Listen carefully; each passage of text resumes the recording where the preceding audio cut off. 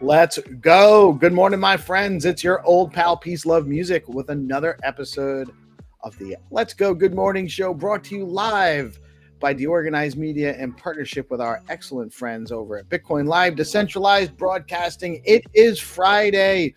We made it through another week, or almost. One more day. We got a lot to do. You guys should be ready to crank. So much happening in our ecosystem, so much happening in the world, and we're here to help you navigate through it all.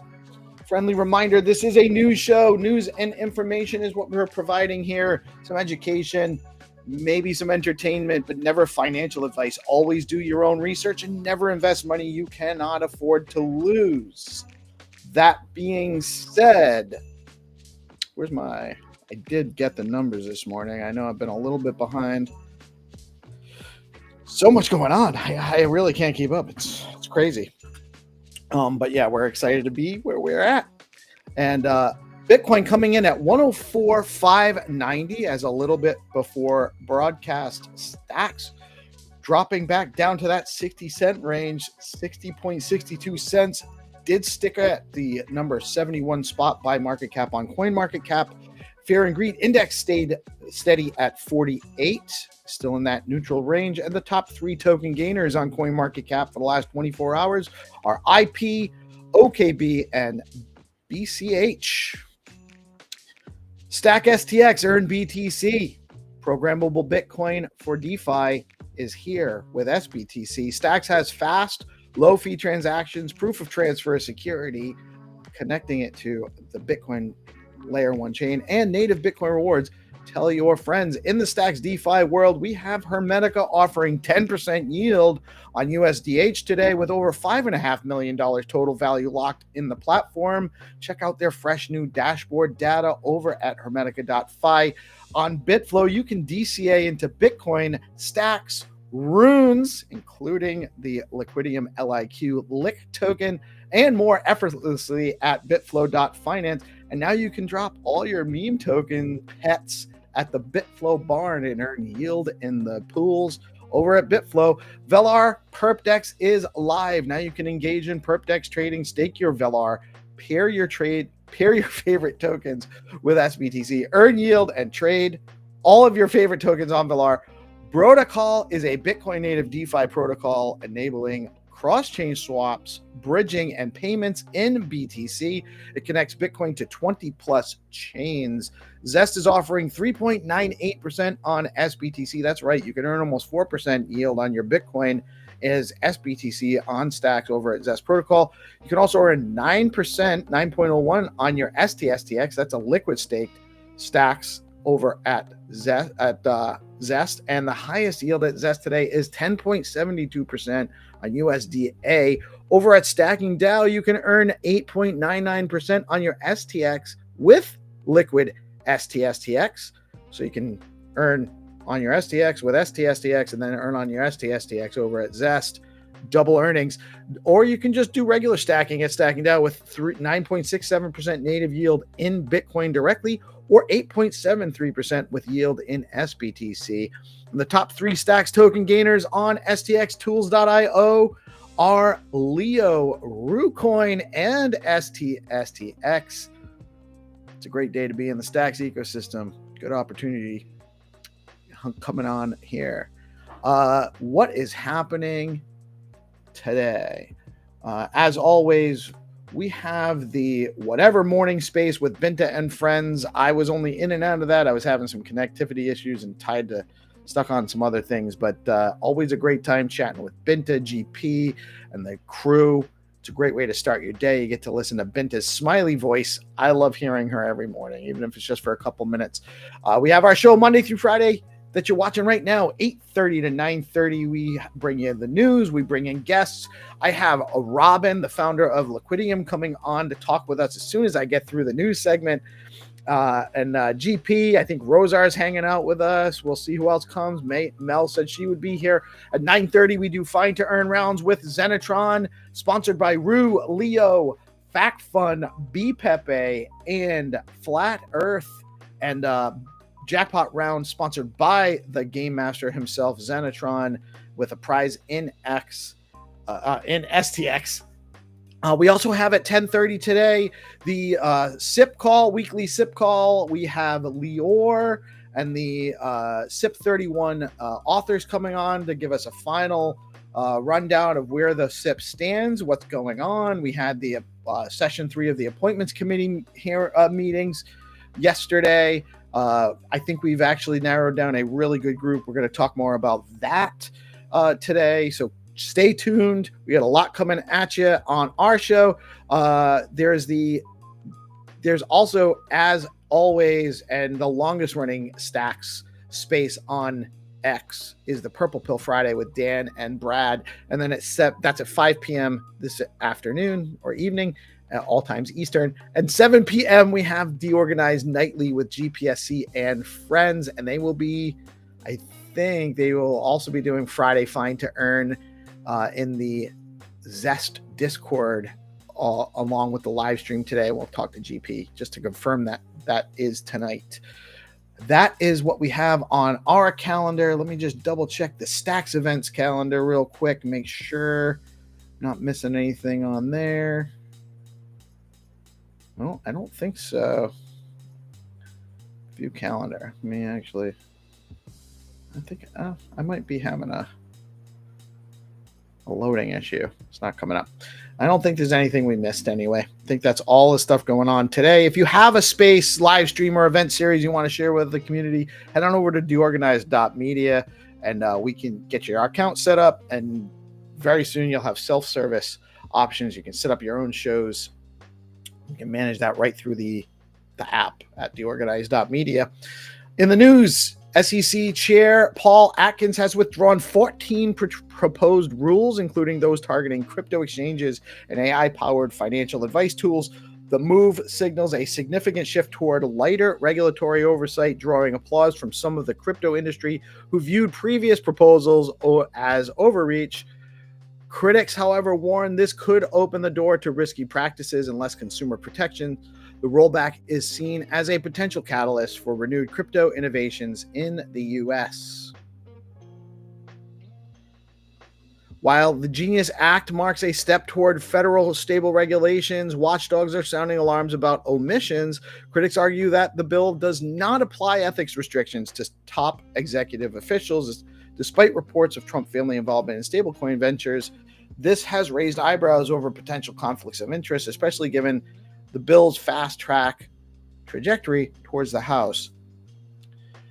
It doesn't actually have to be in a law for a conflict of interest to exist and fraud to be a crime, because it's a fraud anyway. So this might just be a much ado about nothing, some political posturing, but it could be a big deal. We do want to make sure that, all these things are on the up and up.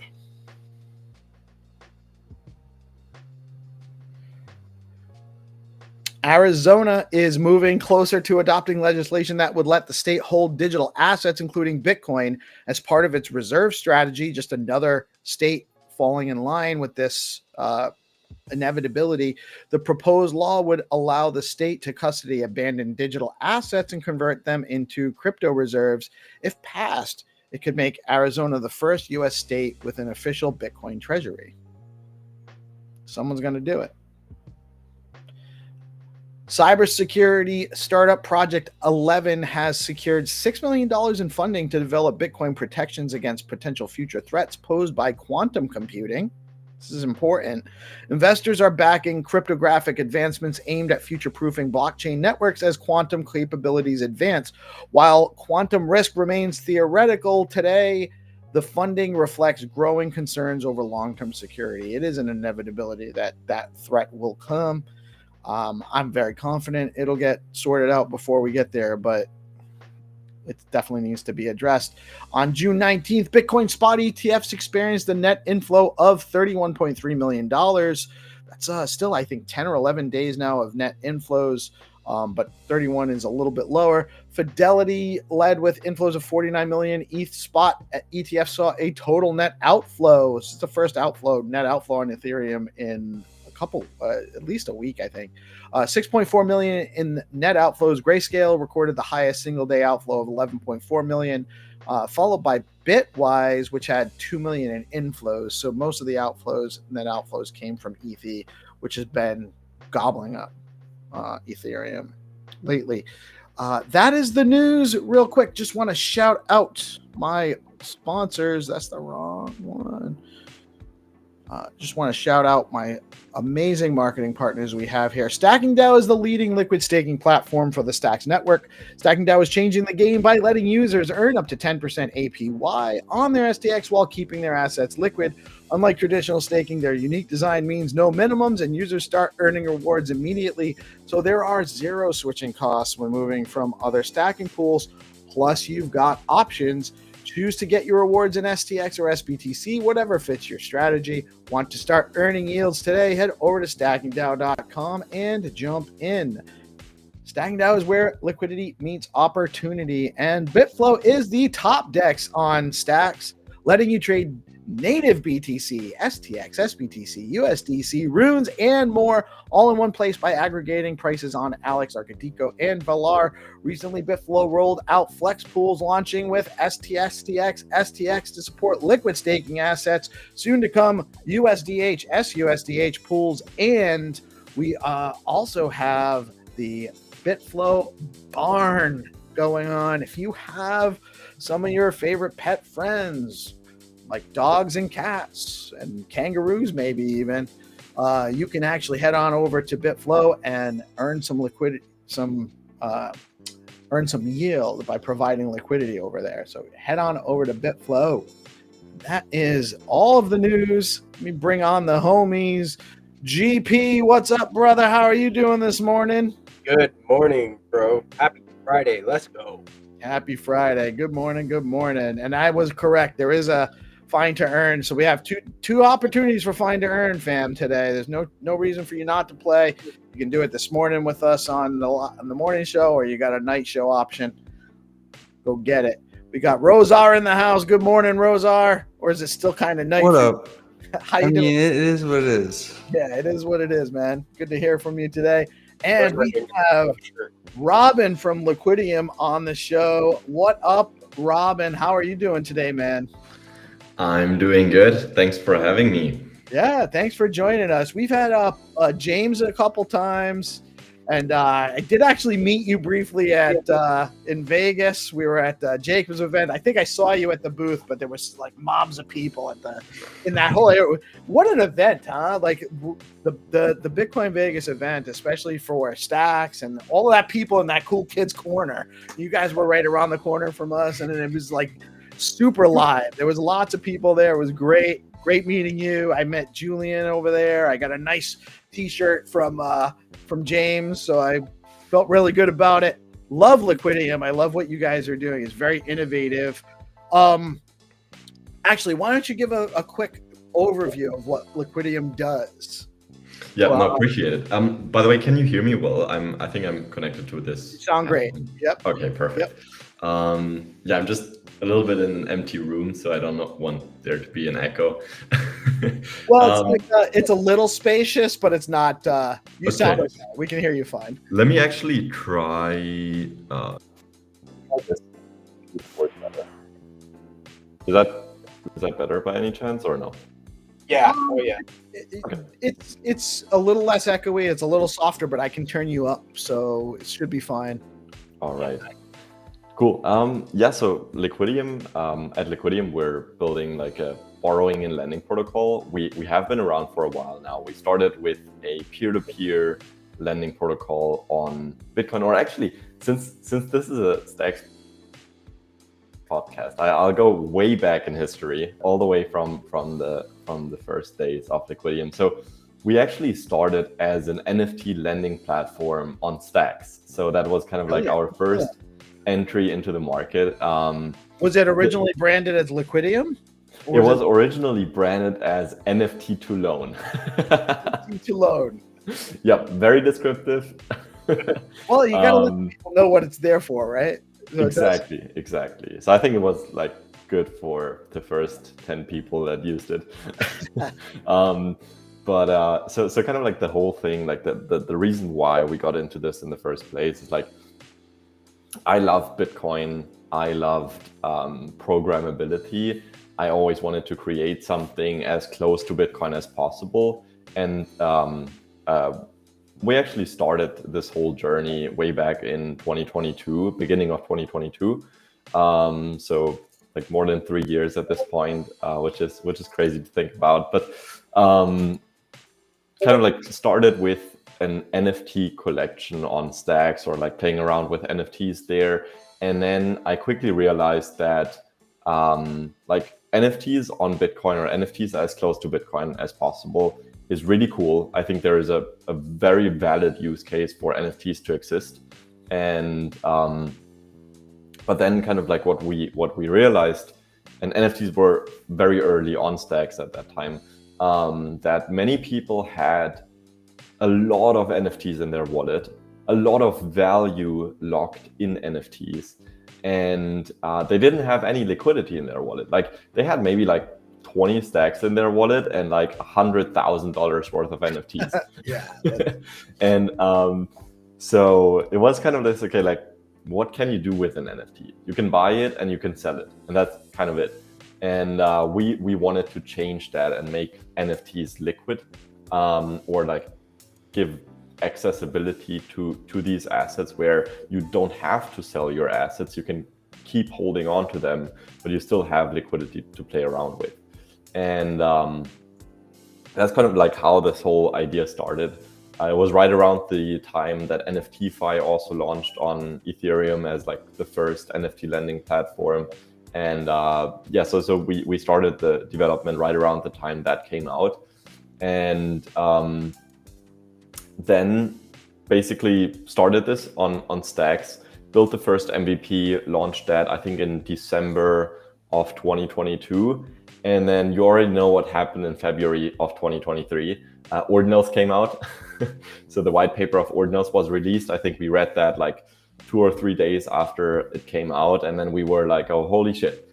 This is like NFTs on native Bitcoin. And we always wanted to build as close to Bitcoin as possible. So then kind of fast forward a couple of days, we decided to completely start from scratch and build an NFT lending platform for ordinals, and built that completely on layer 1 Bitcoin. And that's kind of like how Liquidium was born. And then over the course of 2023, we kind of went over multiple iterations, finally landed on sort of this existing peer-to-peer mechanism for ordinal loans, and then also added runes and BRC20 support. And I think then 2024 was kind of like our most successful year, where we really went from basically zero volume to I think by the end of 2024 almost $300 million in volume, and now just crossed 4,200 Bitcoin in volume, almost $500 million, and over 100,000 loans. We actually just crossed 100,000 loans on Liquidium as well, which is huge. And I think it's the first example of a working DeFi protocol purely built on layer 1 Bitcoin. And that was like an amazing accomplishment, I think, for us. We're very happy that there were these like early adopters that helped us from the beginning, gave all of the feedback, and kind of brought us to where we are right now. And this existing product, we have now rebranded to Liquidium WTF, because we all know that ordinals, runes, and BRC20 tokens, it's all memes. It's all about the fun that people have. It's a very much a degen culture and degen audience. So we kind of wanted to double down on that and show that we are like committed to making this thing fun, and kind of like supporting all of these assets. And we're not like with that product, we are in that degen audience. But at the same time, also we rebranded it to make room for something new and something much bigger in my opinion, which is a new product that we have announced in Vegas, which is a cross-chain lending platform with liquidity pool-based lending, essentially. So a market that is massively larger, I think, and addresses a very different audience. So we want to kind of like have both. We want to have that degen piece, which is Liquidium WTF. That's for the degens. That's for the people that want to play around with memes and everything. And then we will have Liquidium cross-chain loans, which is basically for people that want to, for example, borrow USDT on Ethereum against their native Bitcoin or things like that. So I think there is a very, very large audience for these people that want to get liquidity against their Bitcoin even. Okay, so Liquidium.fi is the more like cross-chain borrow and lend against any asset or cross-chain assets, and that's newer. Liquidium WTF is kind of like the rebrand of the old platform, where it's more ordinals and BRC20 and runes centric. Exactly.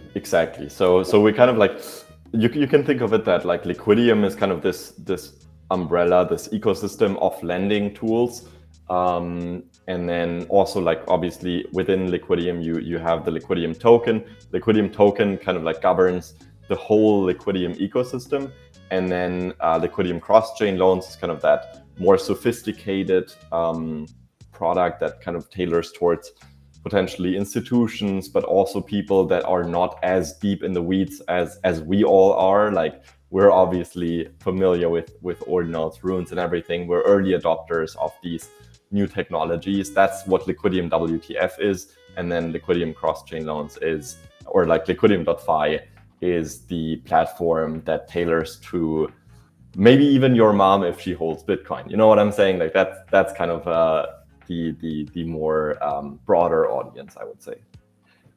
Yeah, and that makes a lot of sense, and it actually does make a lot of sense. Where, like, I think it's a great brand, by the way. I think Liquidium is a like, it fits what you're doing, like kind of still descriptive of what the platform's for, but adds that, you know, that flavor that makes it more digitally, or, you know, DeFi, and you know, just kind of sounds cool with the Liquidium kind of motif. But I think the idea of kind of keeping the same brand, but differentiating with two different platforms, it makes a lot of sense.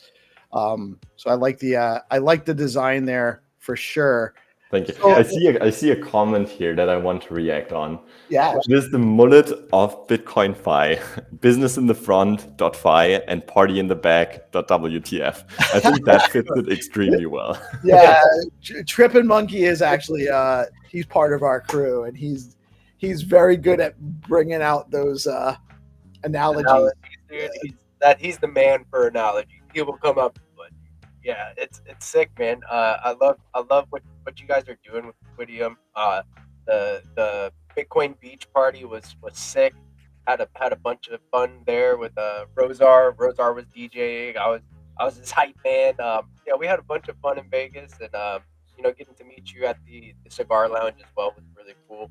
I had a question. So like, I've been curious about this. Like, how did you and James posted link up? So we actually, so we were part of the first cohort of what was back then called the Stacks Pre-Accelerator. The Stacks Pre-Accelerator then kind of rebranded into Bitcoin Startup Lab. I think now they rebranded again to Bitcoin and AI Startup Lab. But they were one of the very, very early on incubators within the space. And back when we were in the Stacks Pre-Accelerator, James wasn't part of the team yet. But then basically after we kind of had our first success, I came back to the Bitcoin Startup Lab as a speaker, and kind of like, I guess, giving some learnings from our company, teaching the new cohort a little bit. And at that time, then when I became a speaker at the Bitcoin Startup Lab, James was kind of the main person managing everything there. And we kind of linked up. He is amazing. He organized everything extremely well there, and obviously understood the dynamics of startups and everything extremely well, working in the Bitcoin Startup Lab. And he left the Bitcoin Startup Lab, and then I was just like, "Hey James, why don't you come to us?" And that's kind of like how it all started. That's solid, man.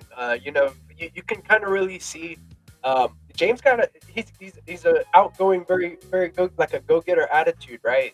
So I definitely am a fan of James and his style. He's got some style. He's got some swag, right? So like I get that. Like you kind of scouted him. It's like, hey, let's get this going, and now you guys kind of work together and doing cool things on Bitcoin. So like that's fun in its own. So I think that Lick has a pair on BitFlow now, right?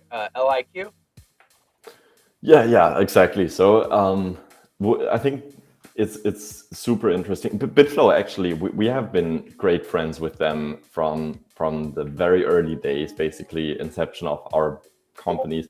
If you look at the incorporation date, it should probably be on the same date within a month or so, because we both kind of came from that Stacks Pre-Accelerator cohort. Actually, BitFlow and Liquidium are the two companies that kind of like came out of that cohort, and I think are the ones that are still existing now. So that's amazing. Like these guys are basically our brothers. Yeah, dude. Diego and Dylan, those guys, man, solid individuals. When I was out at Bitcoin Vegas, like I was, doing the thing, like we're all networking and we're all like kind of getting ourselves out there. And then, I was at one of these events, and then Diego and Dylan were like, "Oh, that's GP?" Like GP called me over, and I was like, "Oh, like that was nice." It's like, dude, somebody recognized me. This is my first Bitcoin conference ever, so it's like it was kind of cool. But they're super solid individuals, man.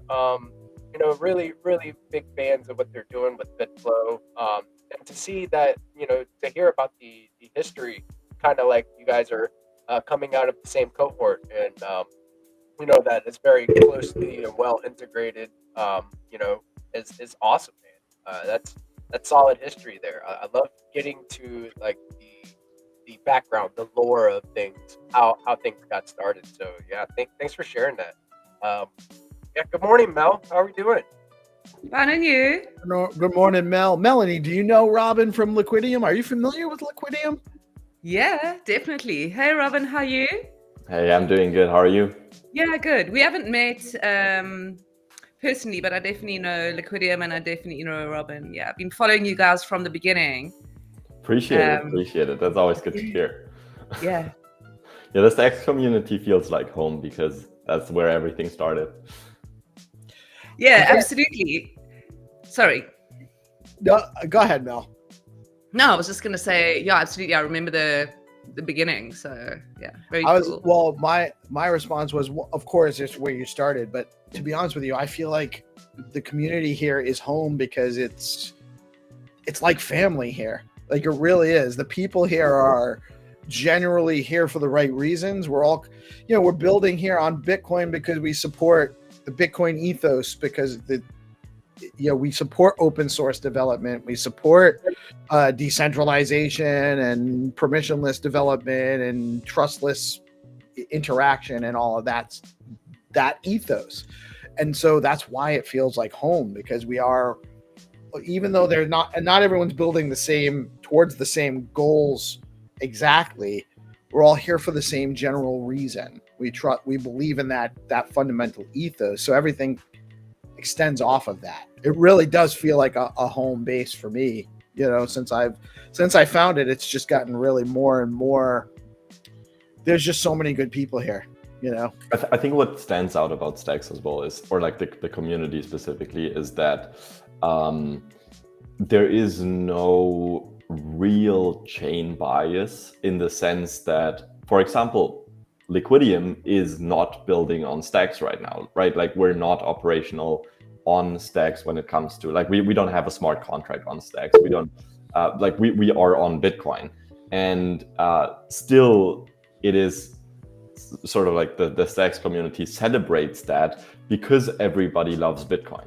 It's not that like, right, ooh, we need to be on Solana, we need to be on Ethereum. It's like, no, okay, cool, you're on Bitcoin. Like, we love Bitcoin, so right. We're all There's a lot of cross matriculation between the ordinals communities and the Stacks community too. Like we're not maxis here. We're all looking to make it a better experience and build off of the foundation of Bitcoin, right? And there's lots of ways to do that. There's a lot of ways to do that, and we should celebrate all of them being developed. More options in the marketplace. The Bitcoin ethos is kind of like, it kind of makes Bitcoin maxism be a little bit silly, because it's like, that doesn't jive with decentralization. When it's decentralized, you're going to have multiple solutions, and then the best solution for this facet of the marketplace might not be the exact same best solution for this facet of the marketplace. And so we should have more broad options to serve better efficiency. So yeah, we're like, and you guys are providing a really great, valuable service. Like I'm not huge into ordinals. I am very well integrated into one ordinals community, the Node Rocks community, which is a derivative of the Node Monkeys, and it's just a fun group, right? But I can do more with my Node Rocks now that Liquidium exists. Like, if I really needed to, I could go potentially loan out or borrow against my Node Rocks, get a little bit of liquidity, and maybe buy stacks at 60 cents, or whatever. And that creates more transactional volume. It opens up liquidity, which how economies expand. So it's a huge value add to the ecosystem, having options like that in the marketplace. And actually, you guys are on, because of BitFlow, you guys are on Stacks with the SIP10. There's a SIP10 lit token. I think definitely. Also, just thinking back to like the early ordinals days, you guys were talking about like the crossover between, like Peace, you mentioned it, the crossover between the Stacks community and the Ordinals community. You know, the early Ordinals community, you know, a massive portion of them were the Stacks community, you know, and we saw that in Stacks art. We saw a huge drop off in the sort of Stacks NFT and Stacks fan art vibes that moved over to, am I echoing somewhere? Am I too loud? Just a little bit. I don't know where. I'm not sure. It only happened for a second. I think you're fine. Okay. Yeah, and I was, you know, if you look at like Bitcoin badges, that's Akbar, and he was, so it was like incredible how that merged together. And for me, I don't ever think of like ordinals and stacks as separate. It's so weird. It's not like the same circle, but it's you know, if you saw a circle and things sort of connected off it, I definitely see it as like a very similar part of. So that's why it wasn't strange for me, even when you guys moved to lending, because you also started off with Stacks NFTs, didn't you? Because we could do, I remember the Megaponts and all those days. Do you still do Stacks NFTs? We don't do Stacks NFTs anymore because like we were a team of basically 3 people for most of the time, which was me, then our CMO Jay, and Pete, our CTO. And Pete was basically the sole developer. I was doing all of the UI design and stuff like that, and kind of like other like business things in the company. And so basically there was no room for us to focus on multiple things at the same time. And I think it was good for us to kind of like get a laser focus on one single thing, which in this case then just became Bitcoin with ordinals. So we kind of like deprecated our Stacks NFT lending platform, although it would be nice to kind of like resurrect that at some point and make it happen again. But to your point, I just wanted to add some comments there. Because I absolutely agree that in the early days, the Stacks community made up a very large chunk of what happened in ordinals and drove forward a lot of the development. And there are many examples of companies still being around that kind of came from Stacks. So to give a few examples, I think OrdinalSpot was one of the first tools that launched on on Bitcoin to basically inscribe ordinals, and they had many success stories with basically even Ordi being minted on OrdinalSpot. I think that's a story that Brian Brafstar loves to share. That kind of the first BRC20 token was happening through OrdinalSpot and so on. He used to do Satoshiables, which was a collection that he brought from Ethereum to Stacks. And then he also... Yeah, I remember that. I bought, sorry to interrupt you, but I bought, my first connection with Brian was buying a Satoshiable on Ethereum. Nice. Isn't that crazy? It's like gone, and I went with him from Ethereum to Stacks to Ordinals. It's been crazy. But anyway, sorry. Yeah, so he did Satoshiables on Stacks. He worked for NeoSwap actually for a long time, which is a Stacks company. And then kind of like ultimately then built OrdinalSpot on Bitcoin. So he was one of the very early people in the ordinal space, one of probably the first tool that was for ordinals. Came from Stacks. Then Xverse was one of the first major wallets in the ordinals ecosystem. And today, obviously, probably the most famous and loved wallet in the space, came from Stacks. I know that I had conversations with the team at Gamma when we originally then moved to Stacks, and I kind of told Gamma like, hey, we are trying to build a lending protocol on Bitcoin with ordinals, but there are no marketplaces right now. Like everybody was just trading on Google spreadsheets at that time. And I told him, or I told them that I think I talked to Eli, and I said like we need a marketplace because we need floor prices that we can get from an API. Otherwise, we need to take floor prices from a Google spreadsheet, which is definitely not secure and decentralized. So I kind of told Eli to build a marketplace on for ordinals, and I think they were already discussing it internally in the team, and then also launched pretty much the first really good ordinals marketplace on Bitcoin and so on. So there is a huge Stacks community and so many things that are existing on Bitcoin with ordinals and BRC20 and everything right now are coming actually from Stacks. So cool, such amazing memories. Just like I can't stop smiling, just like thinking about this journey and all these things that happened.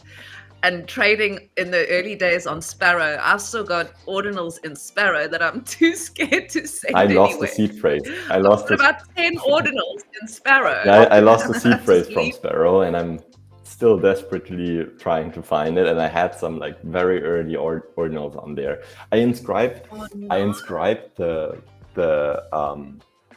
just the word Liquidium, and I tried to aim for the 100,000 inscription. I think I made it to like 99,976 or something like that.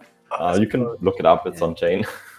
And I lost the seed phrase to that Liquidium inscription. But it doesn't matter because it's on chain forever. So yeah, that's a grail too. If you ever find that like sub 100K and then like Liquidium, that's not only is it a grail, but it's like a nostalgia thing, right? It's on chain forever, but like that'd be such like a huge like piece. Like, here, this is my proof of early. This is like how innovative and ahead of the curve, you know, you were when you were thinking of Liquidium, right? Like, so did Liquidium you already had the name set for Liquidium. Like, how did you come up with the name Liquidium? It's like Peace touched on that. It's such a great name, such a great brand for what you guys do. How did you guys come up with the name? So I wish I had a better story, but it was a combination of human effort and AI. Oh, that's perfectly fine. So we actually like I think we spent like a lot of time trying to find a new name because NFT2Loan just didn't make it for us, so we kind of like, I think when did ChatGPT even come out? It was probably right around that time. I know I used to use GPT-2, which was like kind of like 2 versions before ChatGPT came out. So GPT-2 was the first model that actually gave you somewhat of a reasonable response, but you had to use it via API or in their like sandbox, which was kind of bad user experience. And then with GPT 3.5, they launched ChatGPT, so that when ChatGPT came out, like I basically just didn't leave ChatGPT ever. Spent like 10 hours a day on that thing, and I was like, okay, we're looking for a new name. Let's just try AI, and then we had some ideas and kind of like threw them in there, and then I think we generated like probably 1,000 names, went through all of them, and then Liquidium was kind of the best ones. I think we had like a lot of very similar names like Liquidio or Liquidity, but that already exists. And then Liquidium was kind of the one that sounded pretty cool in my opinion, and described extremely well what we're trying to do, which is building the liquidity rails for the existing assets and essentially providing liquidity to the ecosystem. I think you nailed it, man. I think that was a solid answer, honestly. Like, showing that you were kind of early to ChatGPT, using it before it was like it had a really good user interface, right? Like you had to use some APIs to get access to it, right? And then you found the name using the cutting edge technology, right? When it was early. So I think that was a solid answer, bro. So I guess my next question is like, I think it would be really cool, like a use case. Peace was talking about like borrowing against his node rocks and then like using that BTC to swap into SDX and stuff like that. Like, makes one thing come to mind to me is like, yo, like not financial advice. Not financial advice. Right, of course, you got to throw that Nice out hat, Michael, by the way. Yeah, I wanted to say that right now too. Oh, he's got the liquidity bucket hat. Let's go. I'm jealous. All I got was a T-shirt and a little stuffy from James. I didn't get the cap. I got this from James. You better. What's a stuffy? Hold on, I have it right here. Is it? I thought this was all financial advice. Was I Depending on how It's totally financial advice. A financial advice for those people who want to jump into the I deep didn't take it end. out of the bag because I want to preserve it, but I got one of these. Oh, that's Let's go. Be jealous. I want that. What does it even mean? What? Show me it again. It's his it's James's collection. He has an ordinal. No, this is actually Quid. So this is our mascot, like the brand mascot for Liquidium WTF. It's still quite new. I think people still need to get familiar with it, but it's like if you go, for example, to liquidium.wtf and then scroll down a little bit, you can see like Quid holding the mock-ups of the website and everything. It's kind of like, I guess, to put a little bit of a little cute mascot to the brand, make it a little bit more personable, and it's also nice for like just creating content like GIFs and so on. Exactly, there you have it. Oh, sick! Yeah, dude. Oh my god, it's so cute. Oh, it's really good. Oh, I love it, and I love it that it's a little girl. Yeah, That you must be Hey, the don't assume. only. It's gender neutral. Listen, that's right. And so to a boy, it's going to be a boy, and to a girl, it's going to be a girl. Exactly. That is totally. So who cares? To me, it looks like the cutest little thing ever. I love it. It's very cool. So Quid is the name, right? Quid is the name, yeah. I'm still jealous about Mike's hat, though. I think it's I like into characters, right? Like I'm an NFT artist, so like it's like I like making different characters for the SIP10 assets within the Stacks ecosystem and stuff. And that is a really good character for Appreciate it. And that's nice. And the name, you guys are crushing it. But like back to the use case I was thinking of is maybe borrowing Bitcoin and then being able to like swap into other tokens from Liquidium. Like you wanted exposure. You said like you were like with Liquidium you're kind of doing cross chain stuff. So like I would love to just have like a button there where it'd be like, here, I want to borrow against my ordinal and swap into. You could even just be bullish. You could even be just speculating that Bitcoin's going to go up relative to the price of your ordinals.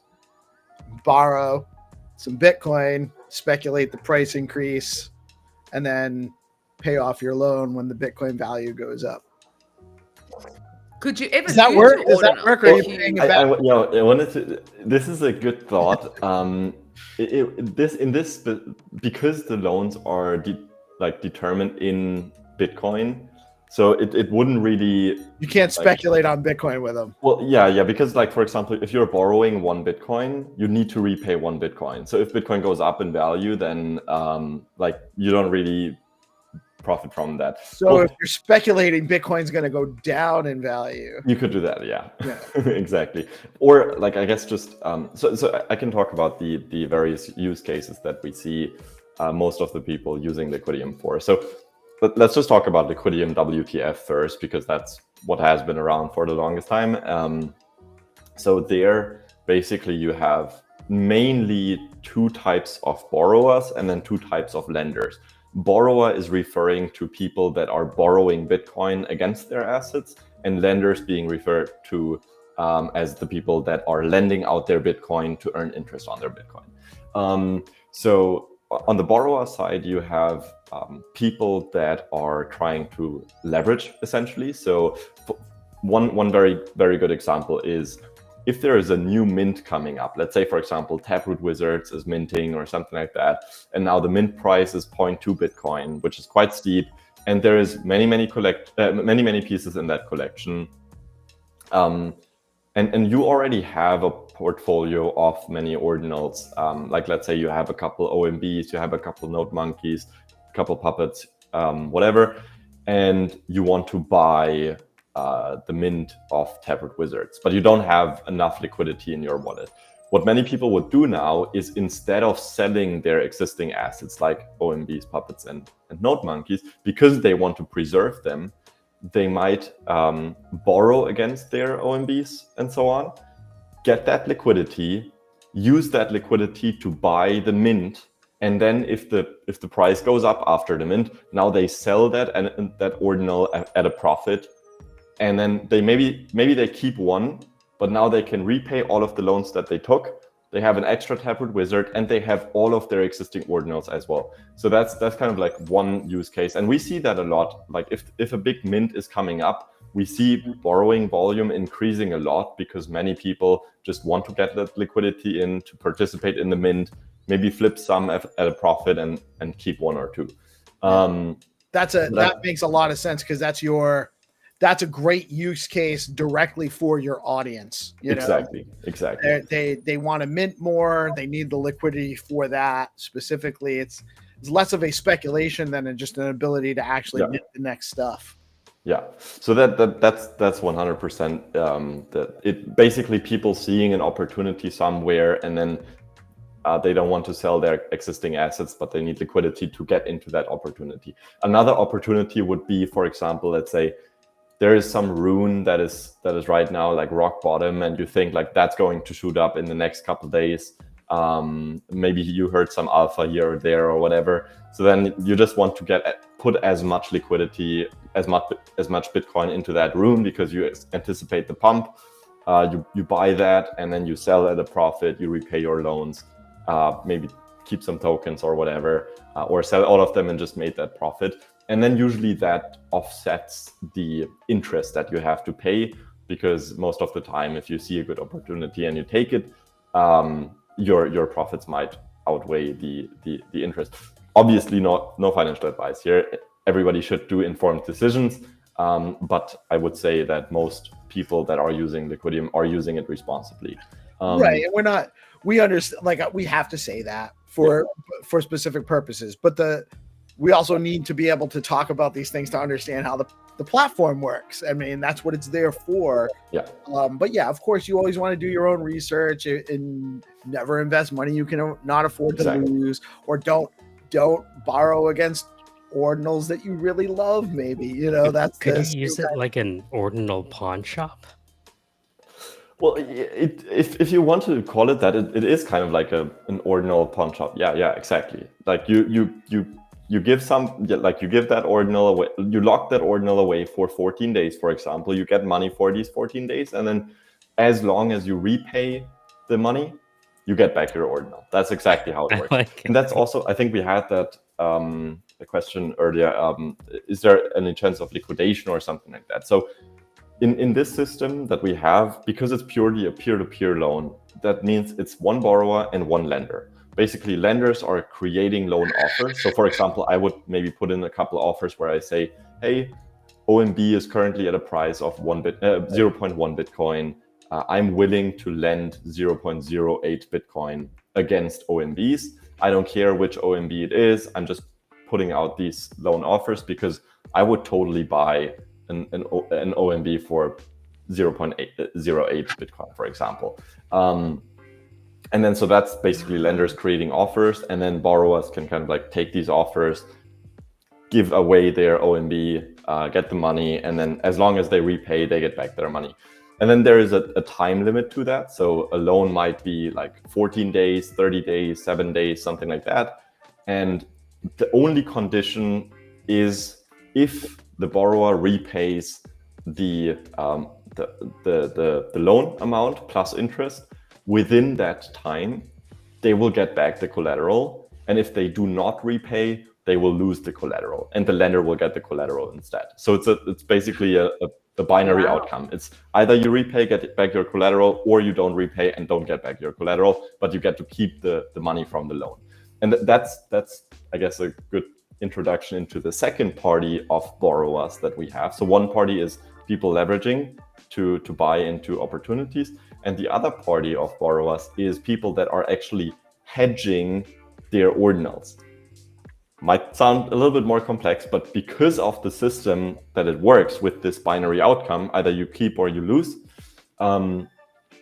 you are basically locking in a like a stop loss almost, or like a minimum value of the yeah, that's a good animation right there.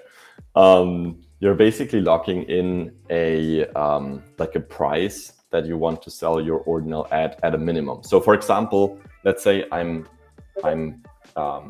have an ordinal and it's currently worth 1 Bitcoin.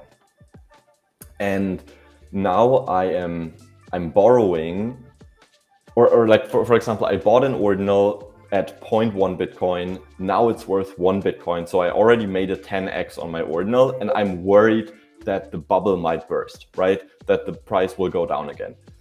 So now basically, instead of selling the ordinal at 1 Bitcoin, because it could go up to 2 Bitcoin, for example, instead of selling it at 1 Bitcoin, I'm just borrowing, for example, 0.8 Bitcoin against my ordinal. And now if the price goes further up, I will just repay the loan and keep the ordinal. And if the price goes down and goes below 0.8 Bitcoin, now I will just sell that ordinal. Now I will not repay the loan, and basically I still locked in 0.8 Bitcoin for that ordinal. So it's kind of like people that are kind of like de-risking their positions. They might take loans against their ordinals when they are valued extremely high, because now they can still decide later on if they want to keep that ordinal or if they want to lose it and just keep the money that they borrowed, essentially. So that's what a lot of people do as well, and that has been a great way to like de-risk positions in the past. I know many people that kind of like did that in the days where ordinals were extremely high, where OMB was almost at 1 Bitcoin. And at the end of the day, now they are very well off because they kind of like cashed out early without having the risk of the NFT still exploding to the upside. So yeah, that's kind of like the one yeah. kind of so we're about to transition into our Find to Earn segment where we have Xenitron come on and we play some Find to Earn rounds, and you're welcome to stay. You're not obligated to stay. We'd love to have you hang out and play, but if you're not able to, that's cool. But I wanted to ask you, what is a typical default rate you guys are seeing on those kind of like peer-to-peer loans? Yeah, it really depends on the market conditions. So we are fully transparent with all of our data. You can go to Dune Analytics and then see like the Liquidium data. The default rate really varies based on the market condition. So there are times where the default rate is almost zero, because just the market is good, everything is going up. And then if the market is going down, obviously people won't repay if they are in a loss, or like if the loan amount is less than the value of the ordinal, then there is no incentive for the borrower to repay. So I would say like default rates on average vary between like 5 and 15%. So maybe like 10% default rate is a good average. Yeah, and that doesn't sound like that sounds reasonable for what you're dealing with. Like just general peer-to-peer lending is a hard nut to crack. Actually, it's really impressive that you guys were able to do that. Appreciate it. And then obviously from the lender side, you like the lenders are earning extremely high interest rate. That's kind of like how lenders justify, I guess, lending, because you might get like 200% interest on your Bitcoin by being a lender. And then many lenders are basically just playing the game by saying, hey, my loan offer is basically what I would buy the ordinal for. So I'm almost placing a buy offer. And I'm also like, and now either I get the ordinal for the buy offer that I put, or I get interest. So it's kind of like, even for collectors who just want to get more ordinals, they're often lending because they hope that people basically default on them, and then they get the ordinal instead of the money back. I was talking to Stacks at the Bitcoin conference because someone suggested, I think it was Eric suggested semi-fungible tokens, and someone else suggested ordinals for commercial real estate, right? Pair real world real estate with on-chain real estate. Yep. And so this whole discussion about, lending ordinals and things like that, imagine it's a commercial real estate property. Or You mean like that. using ordinals for like title ownership? Yeah, because from what I understand, ordinal represents an ownership of a small piece of real estate on the Bitcoin blockchain. So I might use the similar analogies. Yeah, this is something that I have thought about as well. I don't know if we have time, but I can tell a little bit story about that. We can definitely as long as Zenny doesn't mind and he says no worries, he is dead. He's coming from the underworld, so he's got time. We can talk. Let's bring him in now. Let's bring him up. We won't do the dramatic entrance. Zenny, well, GM Morthos, GM everyone. Yeah, you can continue discussion. We just play. Yeah, perfect. All right, cool. Yeah, so I guess last story for the day from my end. So about the real estate thing, or like real world assets. So I actually thought about this a lot because at that time we kind of worked on the ordinal lending platform. I was in El Salvador and enjoyed paying in Bitcoin everywhere and kind of like seeing how open the people are to Bitcoin and everything. And then also while I was there, I noticed that there is still a lot of like corruption going on when it comes to land ownership. So for example, one person was telling me a story how her family had a property basically where a street was built, and then she was offered like, I don't know, $10,000 to remove or relocate.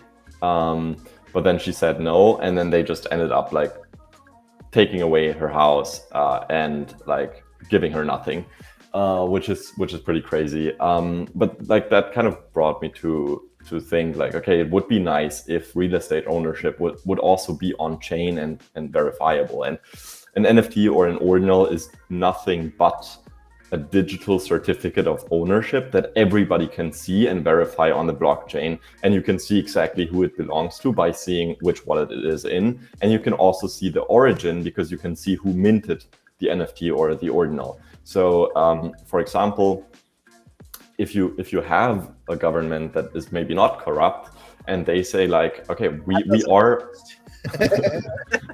well, in the perfect world, if they say like, okay, we want to be transparent about it. Now, like going forward, the government is issuing land plots or land ownership in the form of a ordinal or something like that. An ordinal would probably be the best option because it's the most decentralized and secure. You could verify that it's officially coming from the government and the person that has this in their wallet is the owner of it. And then you could obviously borrow against that on Liquidium, theoretically, because it's an ordinal that represents the ownership.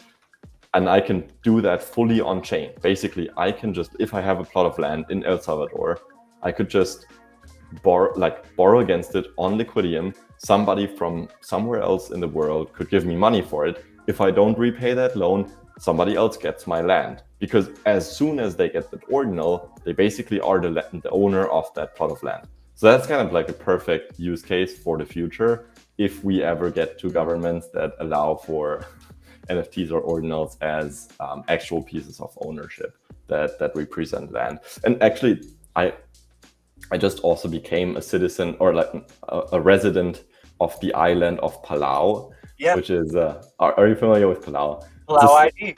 Yeah, I got a Palau ID. Palau is a tiny island next to the Philippines, and they offer digital residencies, it's called.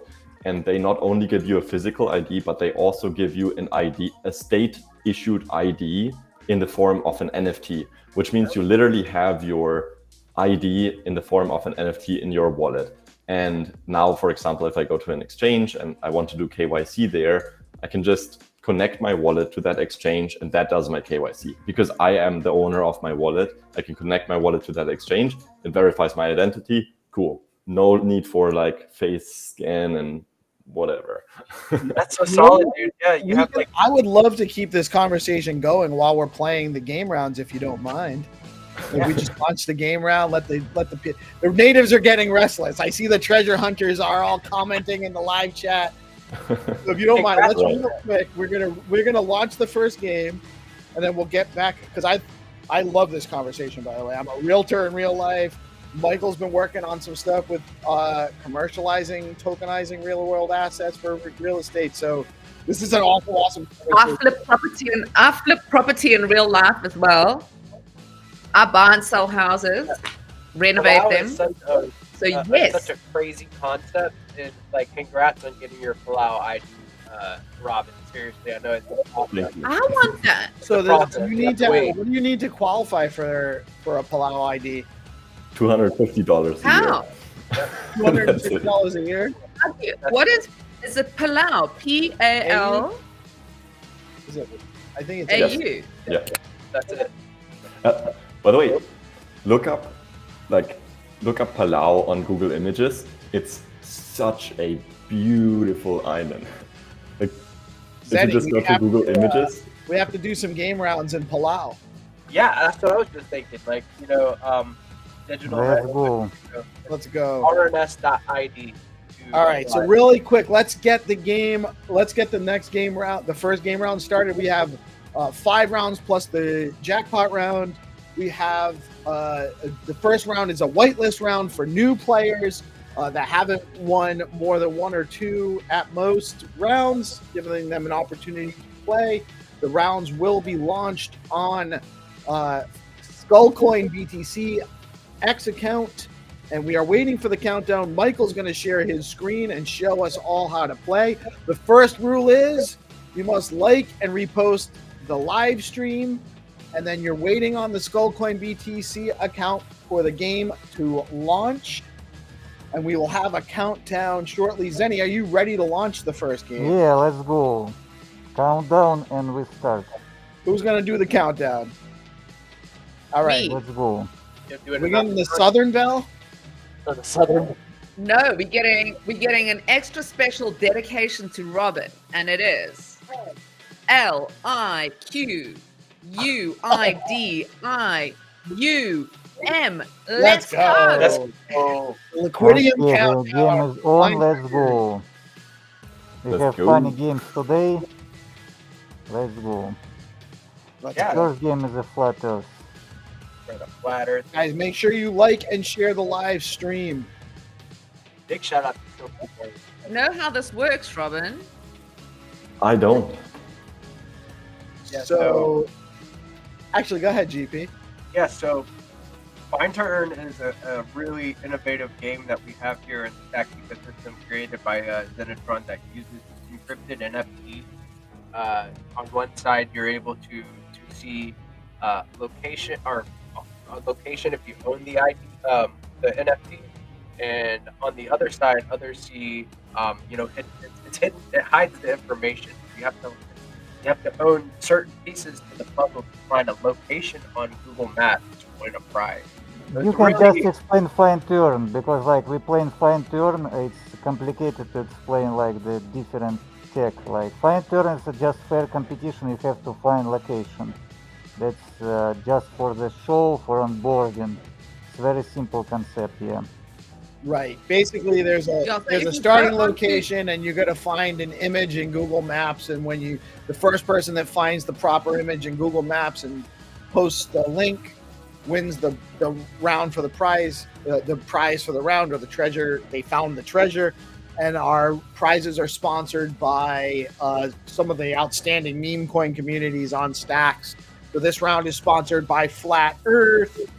We have Rue, we have Leo, we have Bitcoin Pepe, which is the only Pepe coin you need to know about. The Pepe on Bitcoin on Stacks, the Orange Frog, and Fact Fun. Roth's Fact Fun token is also one of our sponsors for the month of June.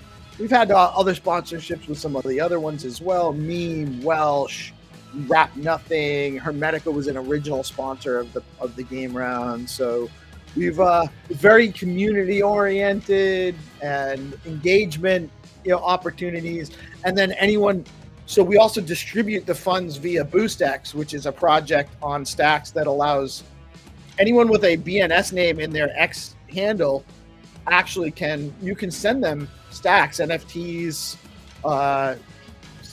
tokens. There's actually a thing called space drops now, and right through X, as long as you have the Boost X Chrome extension installed on the same browser, you have a wallet extension. So we integrate with Boost X, and then we're also, kind of spreading out, like anyone we onboard, they get a fresh new BNS name as well. So we're spreading the word about our meme token communities. We're adding engagement value. We're supporting Skullcoin, which is a great project that Xenitron has founded, and then also promoting BoostX and BNS adoption as well. So it's a very stacks oriented game segment, I should say. Do we have a winner? Yeah, we have a winner. We have a lot of players who found. Let's go. Let's play open games for everyone. All right. Even Melanie found it too.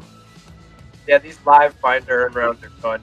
The community definitely gets engaged. Yeah, so my vision, we have to create a fair competition in crypto. If you cannot create a fair competition, you don't know like where the yield coming from. That's a problem. That's my fault. I'll fix it. Let's go. Sorry, guys.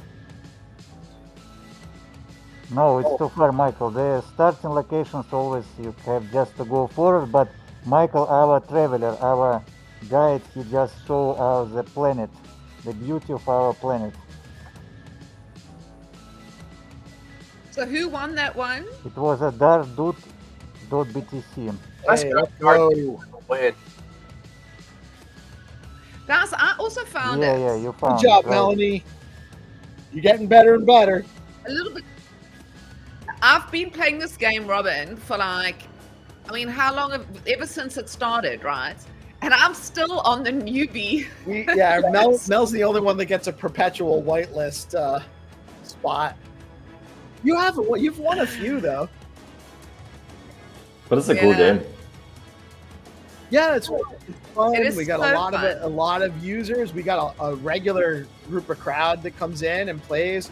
And actually, a few of our we have like a circuit of our really pro circuit players that actually have been a little bit sleepy the last couple of days. They haven't been playing this week as much. The Orange Collector actually owns everybody in this game. He's like really, if he's playing, it's like 50-50, he's gonna win the round. So it's but it's an interesting concept. Players have to share. Guys, make sure, by the way, that you did share out the live stream and that you like and repost the game round. If you do not like and repost the game round or share out the live stream and you are the one that wins, Game Master will give your prize to the runner-up. Okay. What are we doing next? Okay, When am I ready. counting down again? Countdown. Michael, give us a countdown. Let's go. 10, 9, 8, 7, 6, 5, 4, 3, 2, 1, 0. Let's go. The games are launching. Simultaneously, we play two games: Factory Fun and the Roo game. Let's go. They have nice pictures. So the Roo game is Jack, Ben Switch, and Factory Fun by the Rafa. Oh, nice. Two OG projects. So huge shout out, Flat Earth. I'm really looking forward to the game that they're designing with UAP Coin. Roo Coin, for those that don't know, is an amazing community coin designed by Legend of Stacks Legends, Jack Binswitch. And what was the other one? Fact Fun is Rafa's meme coin launch platform with bonding curve and the pre-launch seeding. Some amazing stuff he's doing over there. And good luck to the hunters for these two back-to-back rounds. I do want to ask Robin, I want to get back into the conversation about tokenized real-world assets. And is that something that you guys see as something that Liquidium would, on the Liquidium Fi side, maybe get into down the line? Is real world assets something you guys are looking at?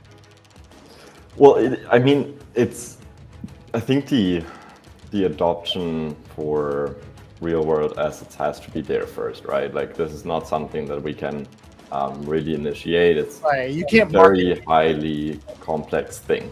Right. Yeah.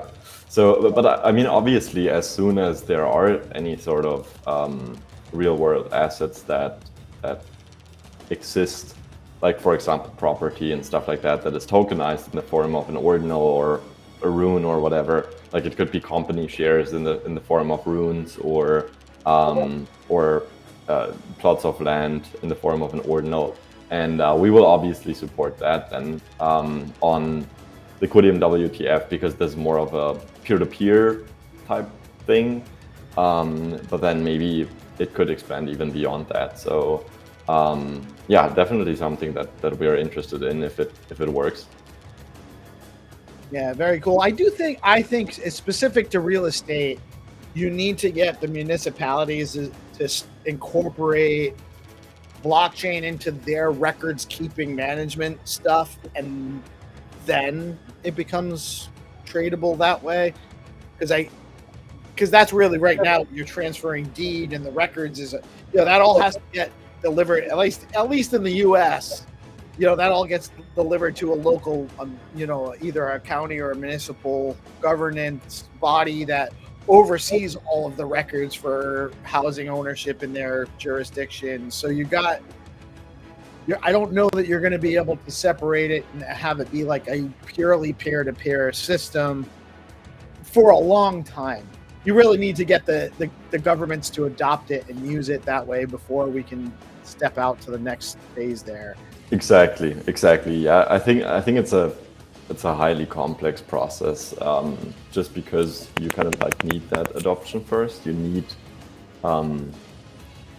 you need property on an ordinal first, and like I think it makes a lot of sense because right now all of these things are still extremely tedious, and like you still have like physical books for the records of ownership and stuff like that, which in my opinion is super intransparent because nobody really has access to them besides I guess state authorities, or if you have like special permission to look at the records, who owns which plot of land.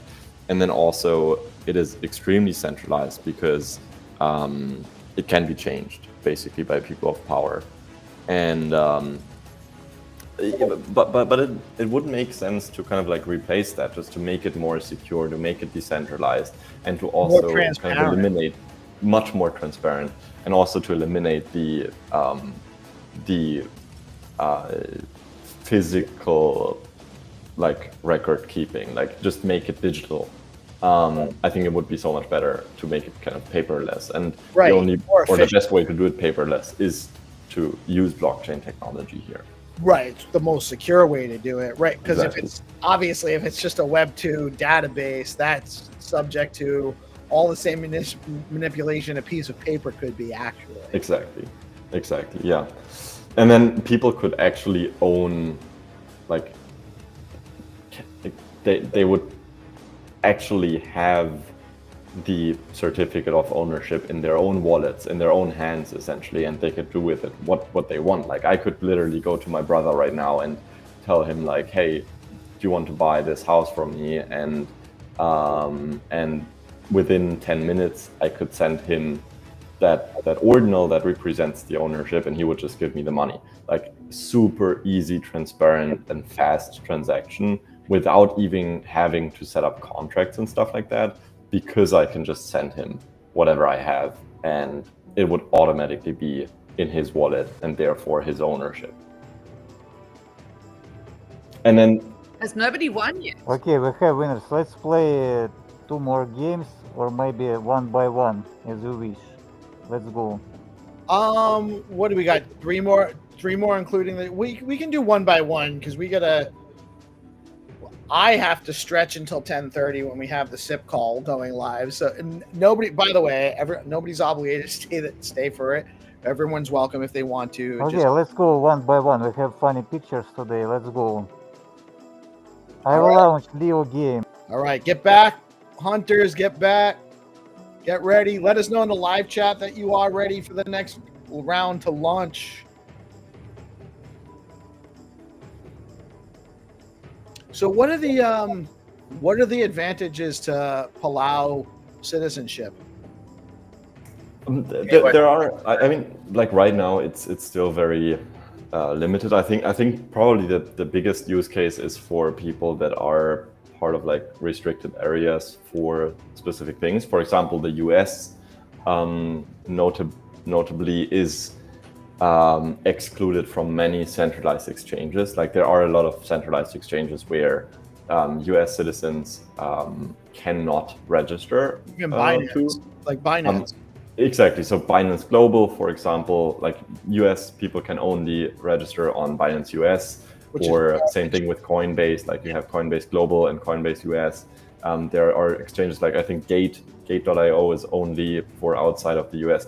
And like as a US citizen, for example, it makes a lot of sense because you can just get your Palau ID and then do the KYC with your Palau ID and therefore have access to these exchanges, because now you're basically a permanent resident of that state that is eligible for all of these exchanges.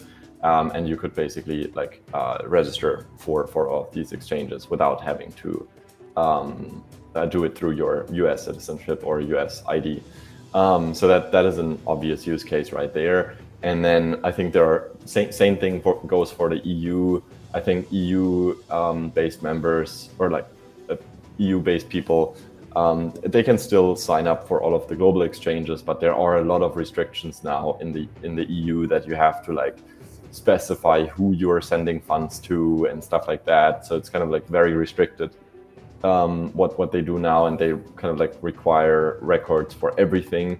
And you could just like then same thing, like register with an exchange with your Palau ID, which doesn't have these kind of restrictions, which is very nice. I mean, this is not legal advice. I don't know, like if this is a gray zone, or if that's like fully legal. I know that many people are talking about it, and it's actually one of the use cases that Palau themselves promote. So I think that it is a totally legal process. Yeah, so that's kind of like one big use case, I would say, especially for people in crypto. And Palau really aims for crypto people. I think one of the first digital residents of Palau were Tim Draper and Vitalik Buterin.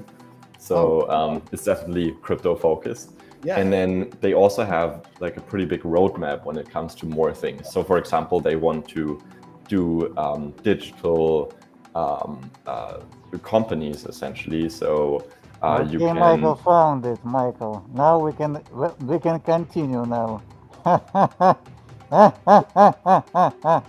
Let's go. I launch one more game and you continue. Let's go. Go ahead. Okay, 5, 4, 3, 2, 1. Let's go. Check the game. It's a very funny picture. We found something absolutely again randomly on the planet Earth. Let's go. And guys, make sure you like and share the game rounds. Share out the live stream. It's very important. It helps us grow. The more viewers we get, the more players we get, the more games we can run, the better the prizes we can secure for you guys. So make sure you're sharing out the live stream when you see it, when you're participating, and when you're playing. The place where we're doing the tokenized real estate, you know where it is? Philippines, you said, right? Yeah, Philippines. So right off, right near Palau. I'd have to check. Yeah, Philippines is right next. Like Philippines is basically the next bigger thing next to Palau. If you go check out resortmaker.com, you'll see what we've been up to over the last few months. That's amazing. Yeah. Yeah. Are you based in the Philippines? That's where the architect is, actually. So the architect has been building resorts for the past 25 years and now is looking at creating a legacy with creative finance using the new world of Bitcoin, commercial real estate, and AI. Imagining real estate investment trusts using the most liquid market on the planet. Yep. Yeah, this is pretty huge. Yeah, it's very interesting. Michael's kind of an idea and development guy. He takes ideas and runs with them, and he really kind of shapes things out differently than other people can, I should say. So it's he's a huge value add. It's not, he doesn't just look good in a bucket hat. He provides a lot of value here. I just don't tell anyone when I fall down with those ideas on my face. No, we just go to the next idea, right? That's how. Exactly. That's the builder spirit. Right. You gotta be okay with falling. You can't develop ideas without falling on your face. You gotta fall like a slinky. Yes, exactly. Oh, that's so funny. Guys, real quick, I want to just give a shout out or a word from our amazing sponsors. Here's a quick word from Stacking DAO.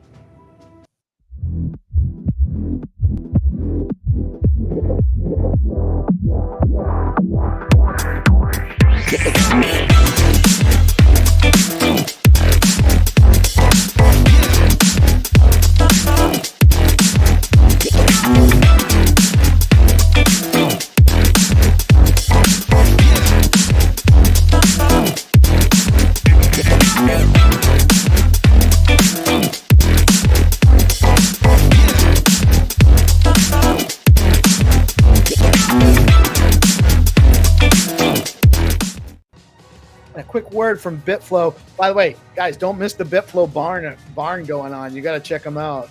All your meme coins can now be dropped in for earning liquidity yield on BitFlow. Check them out.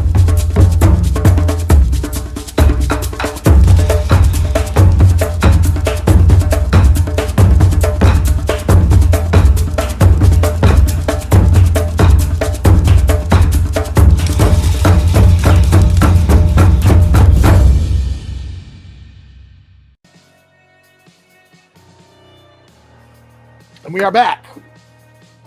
We are who sponsored this round? We got let me actually get back into, I got too many tabs today.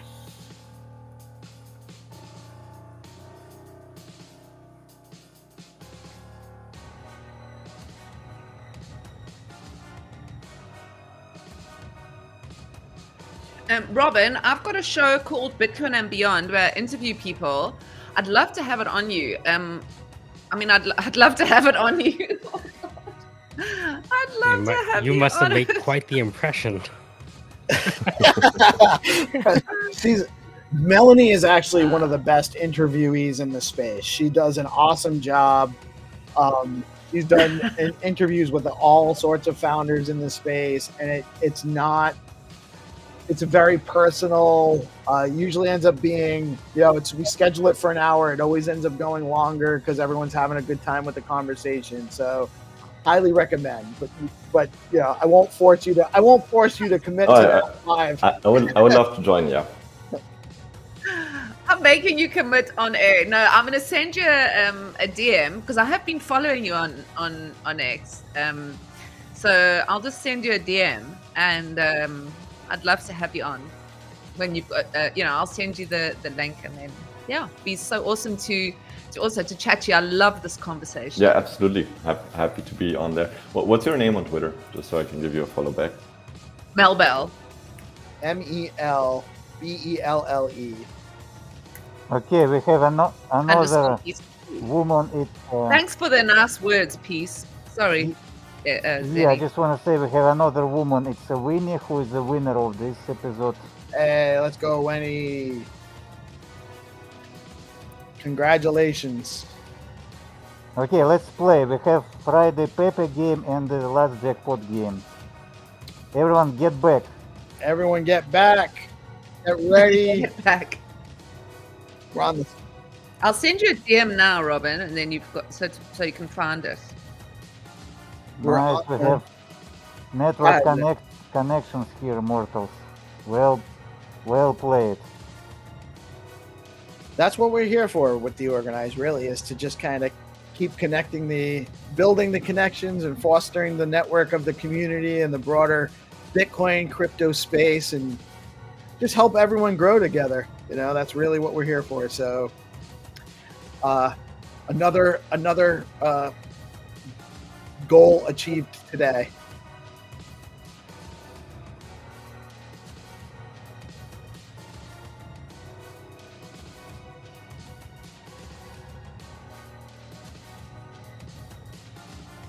Has a new game started, or are we just waiting for the... No, we're ready to start. Let's go. I will count down. 5, 4, 3, 2, 1. Let's go. Friday Pep. You have to find the car with the beer.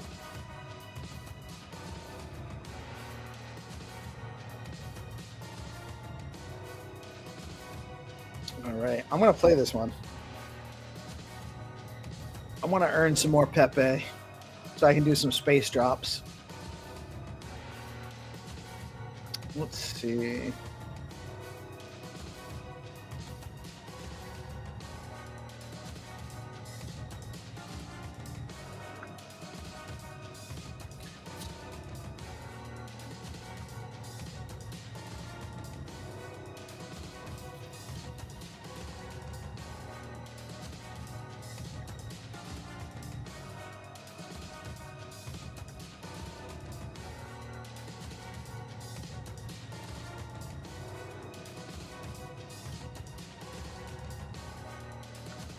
Michael, I figured out why that 3D button wasn't there for you.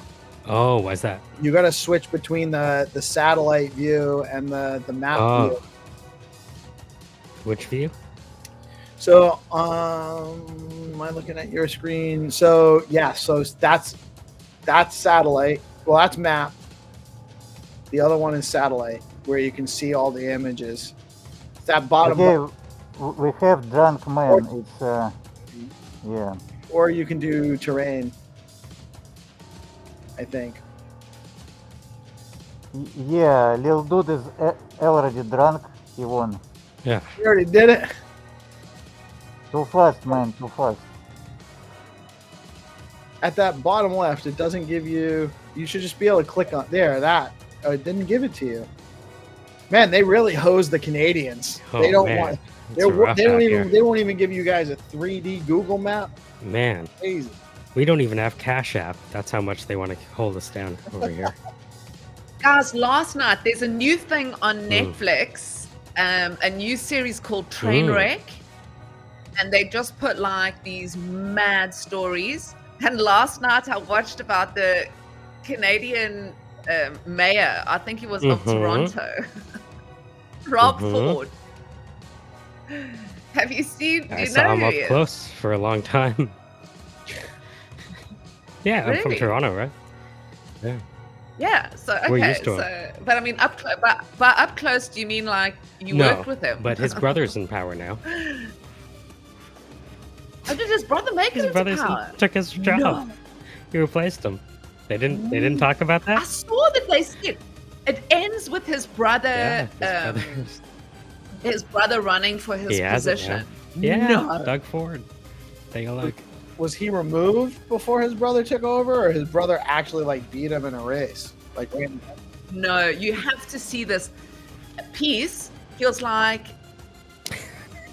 videos of him Yeah. smoking crack Yeah. cocaine. oh, that was the crack smoking mayor. Is that I remember? Oh no, I thought that was. Yeah. It wasn't Michigan.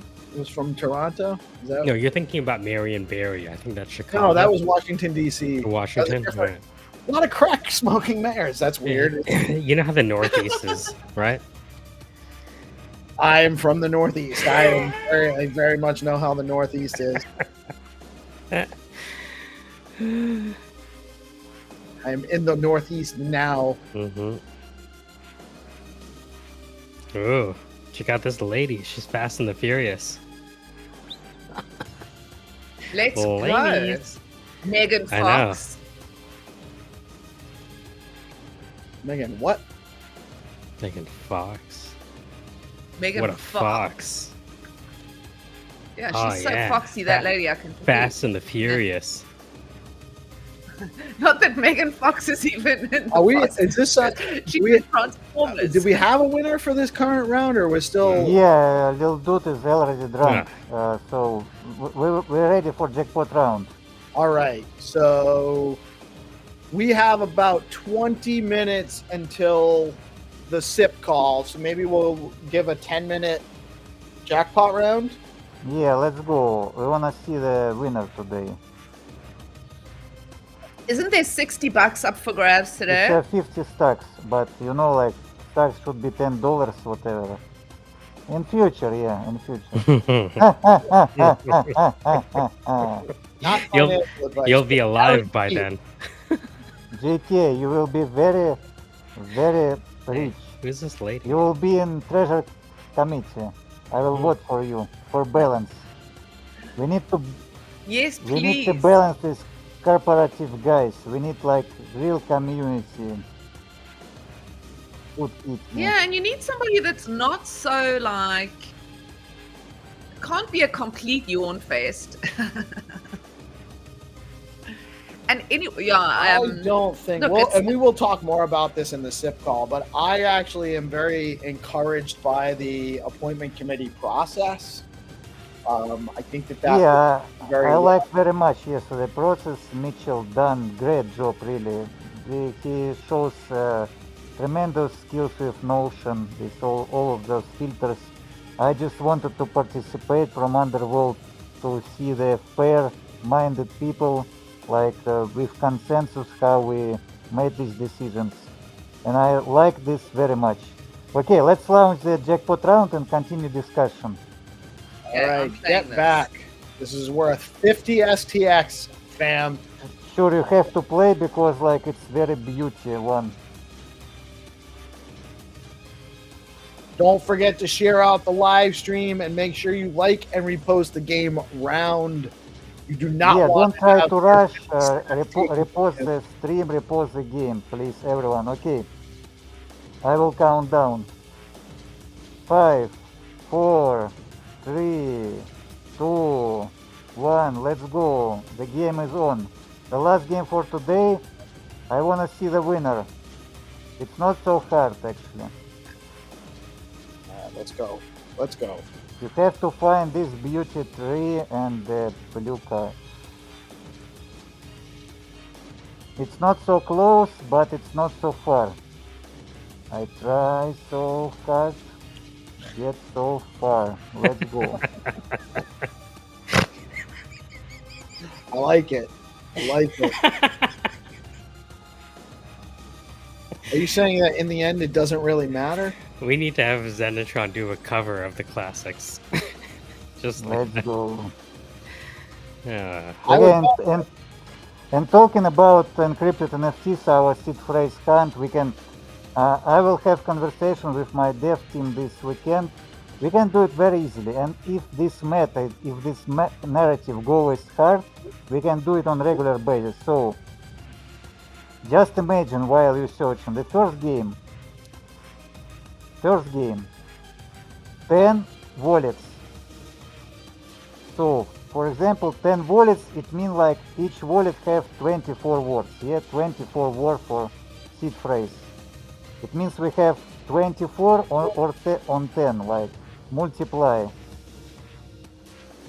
And we wanna like each word to repeat 10 times. So it will be 2,400 NFTs. Mean price very cheap, 1 stacks. 2,400 NFTs, 1 stacks. I like it. I like it. I'm excited. When's it launching? Only one MS. You find very similar location, but it's not the right one. As I said, I will talk to my devs and we decide. But it's not so hard to launch for us, really.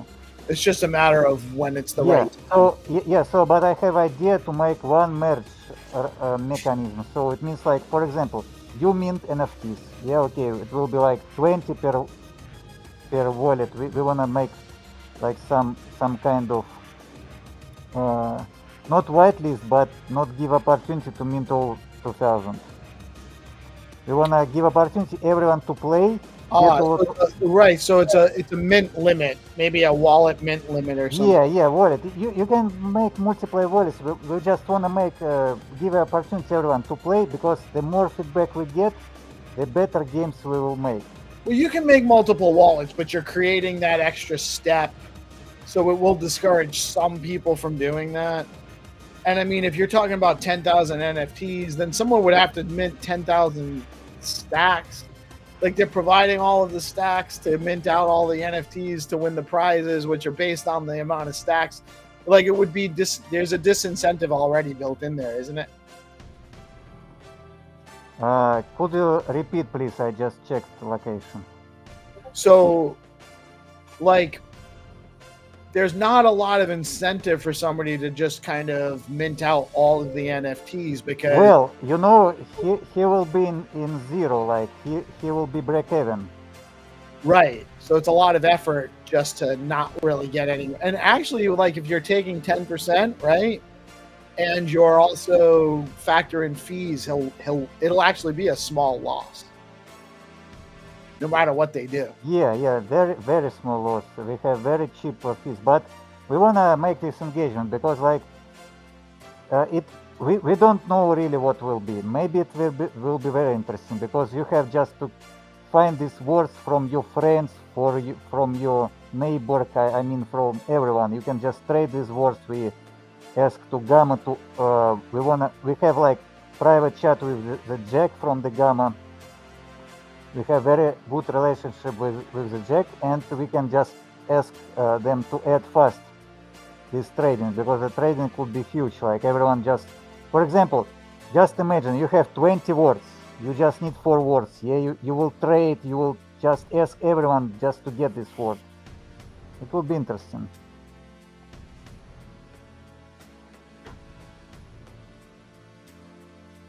Oh, it's definitely going to be interesting, for sure. Okay, everyone, we will give you 5 minutes more. We can give you the clue if you want. It's up to show panel participants. It's up to PeaceLove, GPSC, What do you guys Michael, and think? Melanie. Give them a clue. You guys want to? Yeah, Yes. but the clue will give the big advantage, because it will give the exactly direction.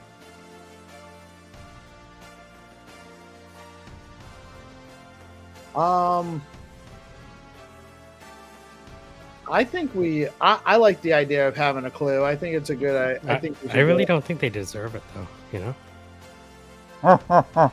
What do you think? What would make them? Well, I mean, we got You know- a lot of. We did get a lot of live stream shares, Oh, did we? Okay. That- Yeah. participation in the game rounds Yeah. today. I don't know. Let's see what they say in the chat. Maybe Yeah. we should let them, if they want a clue, they should join in the live chat and Yeah. let us know. I think that You maybe know. would be compromised. If you want to be weak and ask for help along the journey, yeah, fine. Ask in the chat if you want to, give up your autonomy and hand control over. Sip 30. Hold. Doo-doo-doo. Okay, chat, there will be exactly the tree with the flowers. Exactly situation. It's not the Ghibli image, it's like original image. Okay, if you're ready for the clue, we'll give you the clue. Yeah, let's have it. Alright. But when you receive the clue, you will get everyone a lot of advantage, like it will be easier for many times. Okay, in 10 seconds we will drop the clue. Be ready.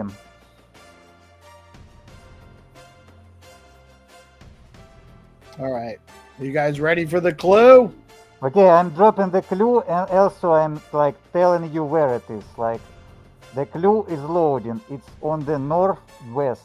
You have to go on the northwest from the starting location. Okay, let's go. Northwest. Hey, that's Kim Kardashian's child's name. She named a kid Let's go. Northwest. Oh yeah, but well, Northwest. Northwest. So, West so is the up, south, man. up and left.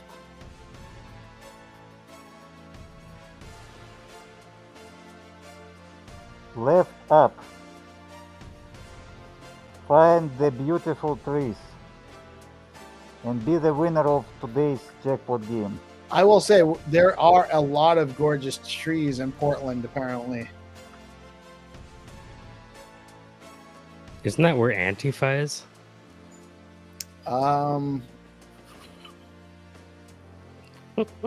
I can neither confirm nor deny knowledge of where Antifa is. Yeah, so talking about again on chain game, I think really that 2,400 NFT is enough. What do you think? But the price will be very cheap, like very cheap. How many price. NFTs? 2,400. So 1 stacks per NFT. 2,400 NFTs. So 100 seed phrases, 124 word seed phrases. No, All I the- wanna make like copies. So just 10 seed phrases. 10 seed phrases, and then a bunch of so some of the NFTs will have other stuff on them. That's right. Yeah. So idea to make copies of each word 10 times. Hey guys, I'm sorry to interrupt. I need to jump to another call. But thank you so much for having me. Thank you so much for joining us today. And actually, you hung out way longer than I was anticipating. It was a great time. You guys have a great vibe over at Liquidium. I think that's why you've been so successful, by the way. Just a bunch of great dudes. I'm so glad we got a chance to chat and get to know you and what you're building. You guys are welcome back anytime. Happy to have you guys come on and let us know when you got new things coming, or if you just want to come in and join the conversation. Yeah, Absolutely appreciate glad it. to have you today, man. Okay, Yeah. we have a winner. Okay. Would love to come back. All right, see you guys. See you. Right. See you, Thank you, man. Robin. Okay, Have a great bye. day, man. Bless you from underworld. Okay.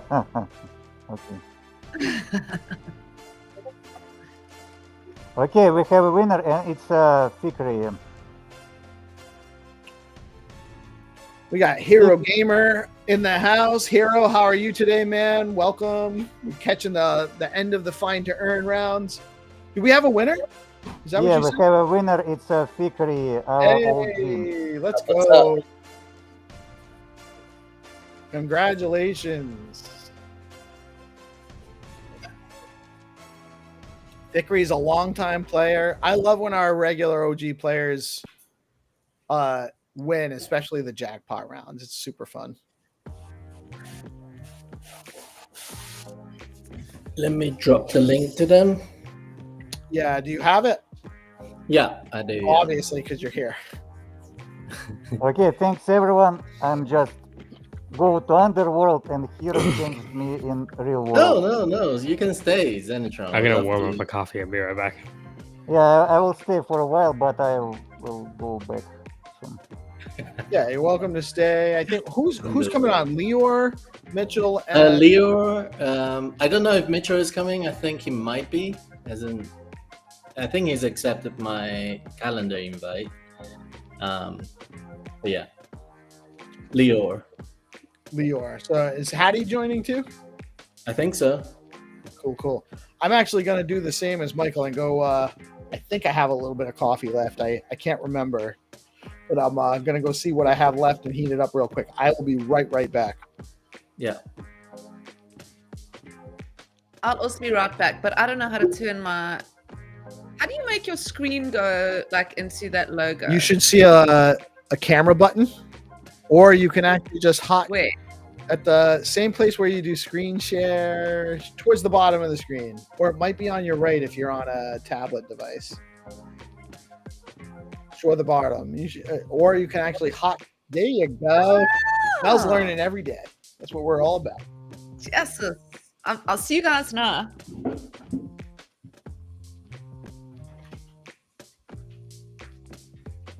Just dropping the link to them. Where's Greetings, everybody. Hey, GP, what's up? How you doing, man? What's up, Bureau? Doing good, man. Happy Friday. Good Friday. It was good to get to talk. We spoke with Robin from Liquidium, founder. Yeah. It's really cool. Been trying to line that up for a while. So, yeah, they came out of Stacks, right? Was that? They came out of Stacks. Yeah, they came out of what is it? They call it Bitcoin Labs or something now. Yeah, but he was in Stack Startup Lab cohort 1 with Diego. Diego founded his BitFlow there too. Yeah. Since I'm very old, I remember everything. You and my wife, Zenny. I think I remember the application. I mean, I saw the title, I saw it going through. Yeah, they were. I think they were the same application a while ago, right? Yeah, they were in the same cohort as BitFlow. We got to talk to him a little bit about that, so that was cool. Well, before that, they would have. I don't know if BitFlow got funded from the Stacks Foundation grant. So prior them joining those accelerators, they would have had earlier support just to almost like get started. And now those came out of Stacks Foundation's grants. Yeah, dude. Because Stacks Foundation grants used to be just one single sort of grant path, and you just put anything on GitHub, basically. You know, whether you have a small project or a bigger project like them, they all went through the same path. And then throughout time, it got sort of a little bit two tracks, like the infrastructure track, like developer, real dev heavy side, and the community side. That's dope. Yeah, a little lore there for the show before we get into the SIP call, right? Yeah, it was really nice getting to see and connect with him because I was supposed to interview him in Vegas, but like it was so fast paced. We didn't have we were in different locations. Vegas was a blur too. There was so much going on. There's a lot. Yeah. A lot. So I don't know if I've seen your Vegas debrief yet, or your videos. I want to see videos. Yeah, there's a. Well, you know what it is? There's so much content. It's like hours and hours and hours. GP got so much footage. It's like, how do we? There's so much good content to put out there. But go ahead. So just a bit of prep today. The whole session, I know some people didn't see my messages, or maybe I didn't tell you guys. But yeah, the whole point of today is we've had a lot of light shine on governance side of things, right? We talk a lot about fundings, but I think that's well covered enough. So let's do a session about the tokenomics, because I don't think that's being talked about much, or being communicated to. There's a lot of videos actually from Leo. If you see those Long Street videos from Leo, and plenty of content creator wrote about it, but I think it's just easier if you just hear it firsthand on the call.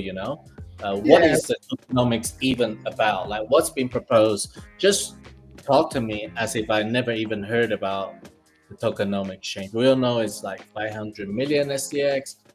How is it distributed? What proportion go to what? I think those breakdowns could really help us. Just we hear it firsthand from Leo. For sure. I think that's a great idea for rounding out this SIP, because it does seem like you said that the economics cab has already approved. I'm pretty sure the governance cab has mostly approved. Yeah, and I can even give a bit of update. I mean, I was kind of not sure if it will get approved, to be honest. Even myself, but the 5 members there actually all voted for yes. So there was actually 3 options for them to choose, just in case anybody didn't know. I think just the way to do it, a little bit different to the GovCap. It's approved with no prerequisites, or the second one is conditional approve, and the third one is reject. I believe like all of them went for the approved with no prerequisites. So it's like a pretty strong approval, if you like. To my own surprise, to be honest.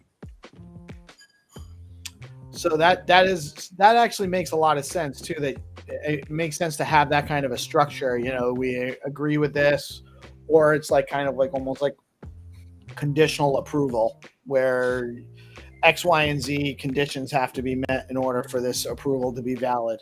Kind of Governance cap don't tend to do it that way.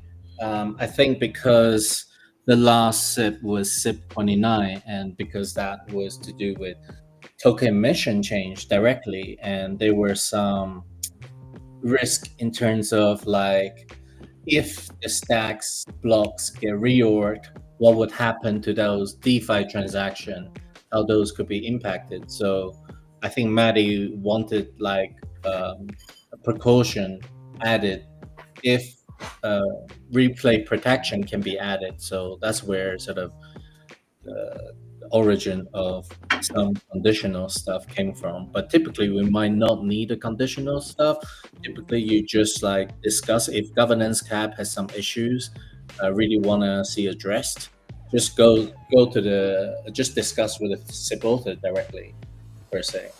So makes a lot of sense. Mitchell is here. What's up, Mitchell? How you doing today, man?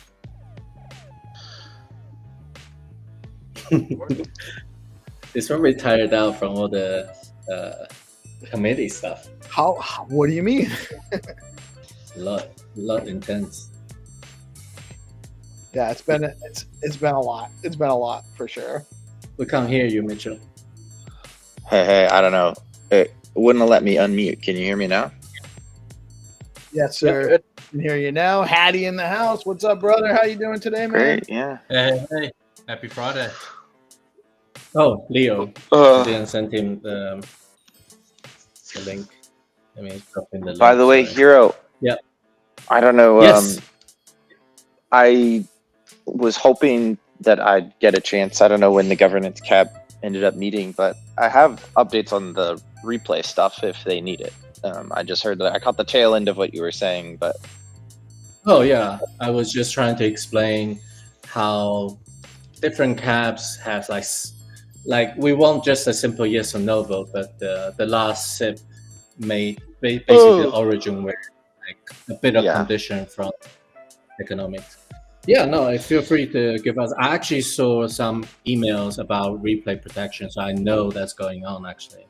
So it's pretty cool. Yeah, no, yeah. If the governance cap wants more info on it, just let me know. That's going on testnet, so definitely keeping that commitment for them. For sure. So just waiting for Leo. Oh, hi Alex. You know, welcome too. Great. I'm Alex. How you doing? I'm all right. You know. Right. I went to the rodeo yesterday, which was great. Oh, I love the rodeo, dude. That sounds very American. That would have been my first rodeo, actually. That's it is very American, in fact. It is, and they still do the national anthem. You gotta take your hat off. Yeah, man, I love the rodeo. Yeah, it's wild, man. Watching like bull riders and stuff. It is great. I would not want to do that. It's a skill. It's definitely a skill, and you got to be a little probably crazy, kind of like being in crypto, actually. I guess, right? Got to be a little crazy to be here. I'm not sure I would go up to a bull rider and say what you and I do is basically the same thing. It's not completely dissimilar, is what I'm saying. I use it on like GitHub, and do you stay for the barrel racing, Alex, or do you? Yes, I stayed for everything. Yeah, man. And I love seeing the girls do the barrel racing as well, man. I stay too. It's so skillful. It's great. There's a lot to go on. And, man, it's immersive. I love it. Yeah, the some of the barrel racers were incredible. They were just beating fast around the barrels. There's one chick down here where I'm at that just smokes them all. Everyone. Like, she's always there. Yeah. All right. It looks like we have a full house. Everyone is here. Welcome, Leor, Mitchell, Alex. We have Blockface on the call. Heroes here. Hattie. Xenitron's going to hang out with us for a little bit. And we got Melanie here. So full crew. We're going to kind of go over. Hero thought it was a good idea, and I think so too, to maybe kind of go over some of the tokenomics side of things, just because we haven't had that much discussion on it. And also just kind of go over the appointment committee process, which let me just start out by saying that I think that was an extremely well planned out and well carried out process. It was very engaged. There was a lot of time involved. It was a time commitment, but I think it was very fruitfully done. I love the way that we organized the criteria, that there was input from everybody. And I really think that I don't know if the final list has actually been made public yet, but I think that the list we're working with right now seems to be a very well-rounded, covering all of the perspectives needed to make sure that this is that the outcoming Treasury Committee is the right people for what we're looking to do here. So well done, everyone involved. Mitchell, that was a ton of work, man. I really, really appreciate. We all know that there was a lot of effort going into that, and Alex, especially with your commitment and your contributions and your engagement with the community throughout these last few weeks, really made all of this very, very productive. People feel heard. People feel well represented, and well done. I think it's been a really great process so far. Yep, I'm really glad to hear that, and I've definitely gotten comments from other folks in the ecosystem about just how they feel like the process evolved, and exactly how the appointments committee selection went and everything. And I'm really, once again, just really happy to see like how much folks, given the opportunity, have dug into it and participated, and how, again, I just think it's like this whole process has just made the community, I think, that much stronger. And one of my hopes is definitely that like this is the first real exposure to like participation in the governance process for a lot of folks, and I'm really hoping that they kind of keep that going and stick with it based on that and get involved in other ways going forward. Yes, I think a catalyst for engagement. Yes. Go ahead, Mitchell. Sorry. No, I was just saying I totally agree with Alex. I think it's been actually a long time since we've had a SIP that's sort of like widely engaging, in the sense that like the ones before, right, like Nakamoto and SBTC, were kind of straightforward, and then we worked on them for so long. That's like kind of what everyone was oriented around. And so I think it was almost like, everyone coming out after like a long winter to enjoy the summer with getting back into the groove on a SIP where everyone has a clear sort of like stake in it, and it's obviously widely impactful, and it wasn't technical necessarily either. And so I do agree with Alex. It was nice to see everyone kind of return to the governance table after, after a number of like kind of heads down time on building. So it was great. And thank you to everyone. Big shout out to everyone who showed up to the workshops. I think it was, I agree with you. I think it was a good process. We kind of figured some of it out as we went, but the conversations were thoughtful and productive, and appreciate everyone who put in a lot of time with me. Right on. And Resh is saying one chick, but what a chick, right? Hey, you're assuming my identity, Resh. Oh, he wasn't talking about you? Yeah, and you're assuming mine as well. Well, 2 faux pas and 1 comment. So since we had such great coverage of the AC, the TC, the governance side of things, we've had multiple conversations about the grants funding side of things as well. So I think we can like leave them aside for now, and maybe like shine a little bit more light on the tokenomics side. So that's what I thought we would do for this session. I would love maybe Leo, if you could just like let us know, like if I were new to Stacks, like what is actually being proposed and how does it impact me. So if you could just to like a little bit high level on tokenomics side, that'd be great. Yeah, absolutely. Can you guys hear me? Just want to make sure I'm coming through. Awesome. Yeah, I just got a new mic and it's been giving me issues, so glad that I'm coming through. But yeah, good morning, everyone. Great to be here on another episode of DSpread or DeOrganized, excuse me. And I think it's actually been a while since I last attended. I think when we were announcing the launch of STX, BTC at StackingDAO back in January. It's been too long. Yeah, too long. For sure. Yeah. To touch on your question, Hero Gamer, definitely quite a lot to talk about in regards to tokenomics and the new token emissions that will be coming to Stacks, assuming the STIP moves forward. High level, so there will be approximately 500 million new STX tokens that will be released over the course of 5 years, obviously to help encourage growth of the network and to really be used strategically and intelligently across various initiatives to encourage growth for Stacks over the next 5 years. I think there's like a really obviously an interesting and important time for the network, and it's a huge opportunity for us as an ecosystem to come together and to really cement ourselves as the leading Bitcoin L2, really cementing ourselves as the home of the Bitcoin economy, which we know, for all of us who have been here in Stacks for many years, we've always had this vision that Stacks could be so much more. I think that it's been great to see these initial glimmers of adoption across meme coins, NFTs, DeFi, obviously the launch of SBTC, which quickly grew to 5,000 Bitcoin.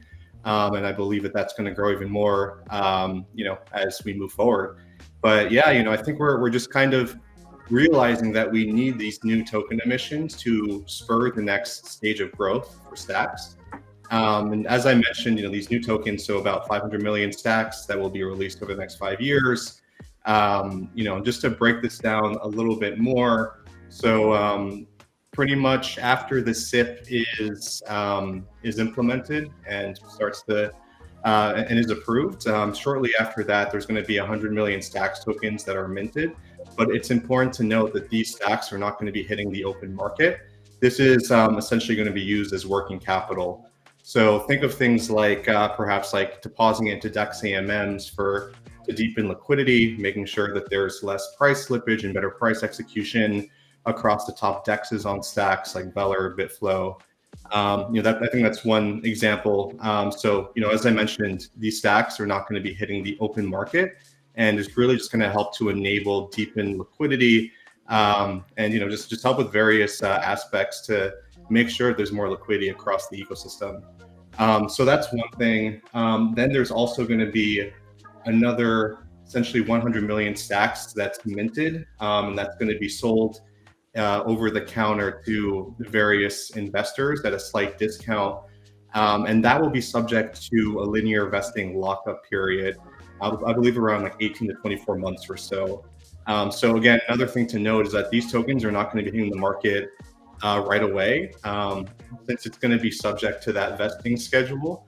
It's going to be at least a year, if not longer, before any of those tokens hit the market. So we wouldn't expect any type of price impact on Stacks as a result of these new token emissions.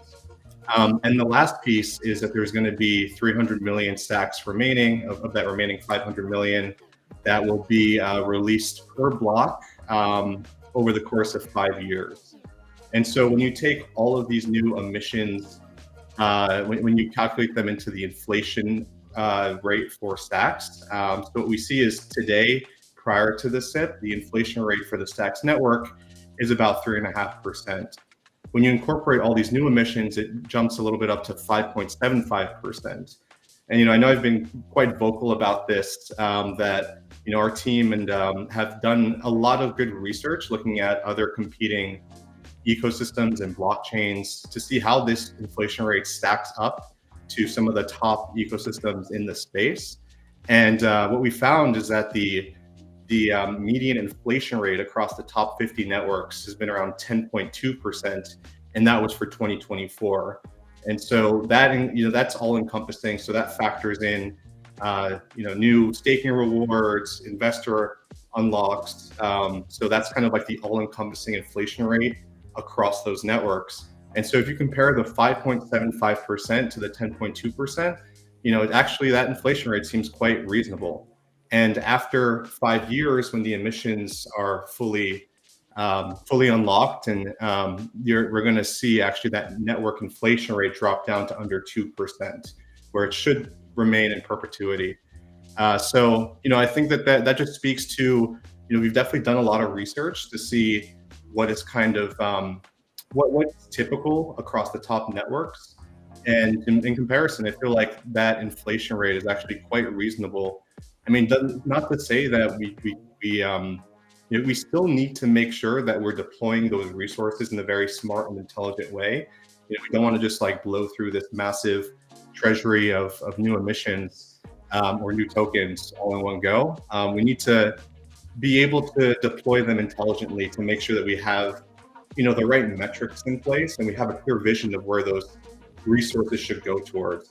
And I think that's why this, going back to governance, that's why this whole structure of the new, endowment that will be in place and managing the new treasury, and that's all to try to make sure that there are the right mechanisms in place, that there's oversight and accountability, so that we really have our best shot at making the most of these funds. Yeah, Lior, I lost you just for a second. I was on my end. I switched devices, but that was a great summary. Thank you. And I also wanted to throw out, maybe for when Alex is back, he's more the expert here. But I think one of the things that gets sort of under talked about with the new endowment and the likely strategy there's like some notes on it in the SIP, but since it's not fully baked, I don't think it goes into great detail. But I know that the intent is to kind of work from some of the emerging best practices with the larger treasuries, wherein I think XRP, like whatever you think of their project, they've done a great job on the tokenomics side. And one of the things that we've found is that investors really like predictability with the crypto market.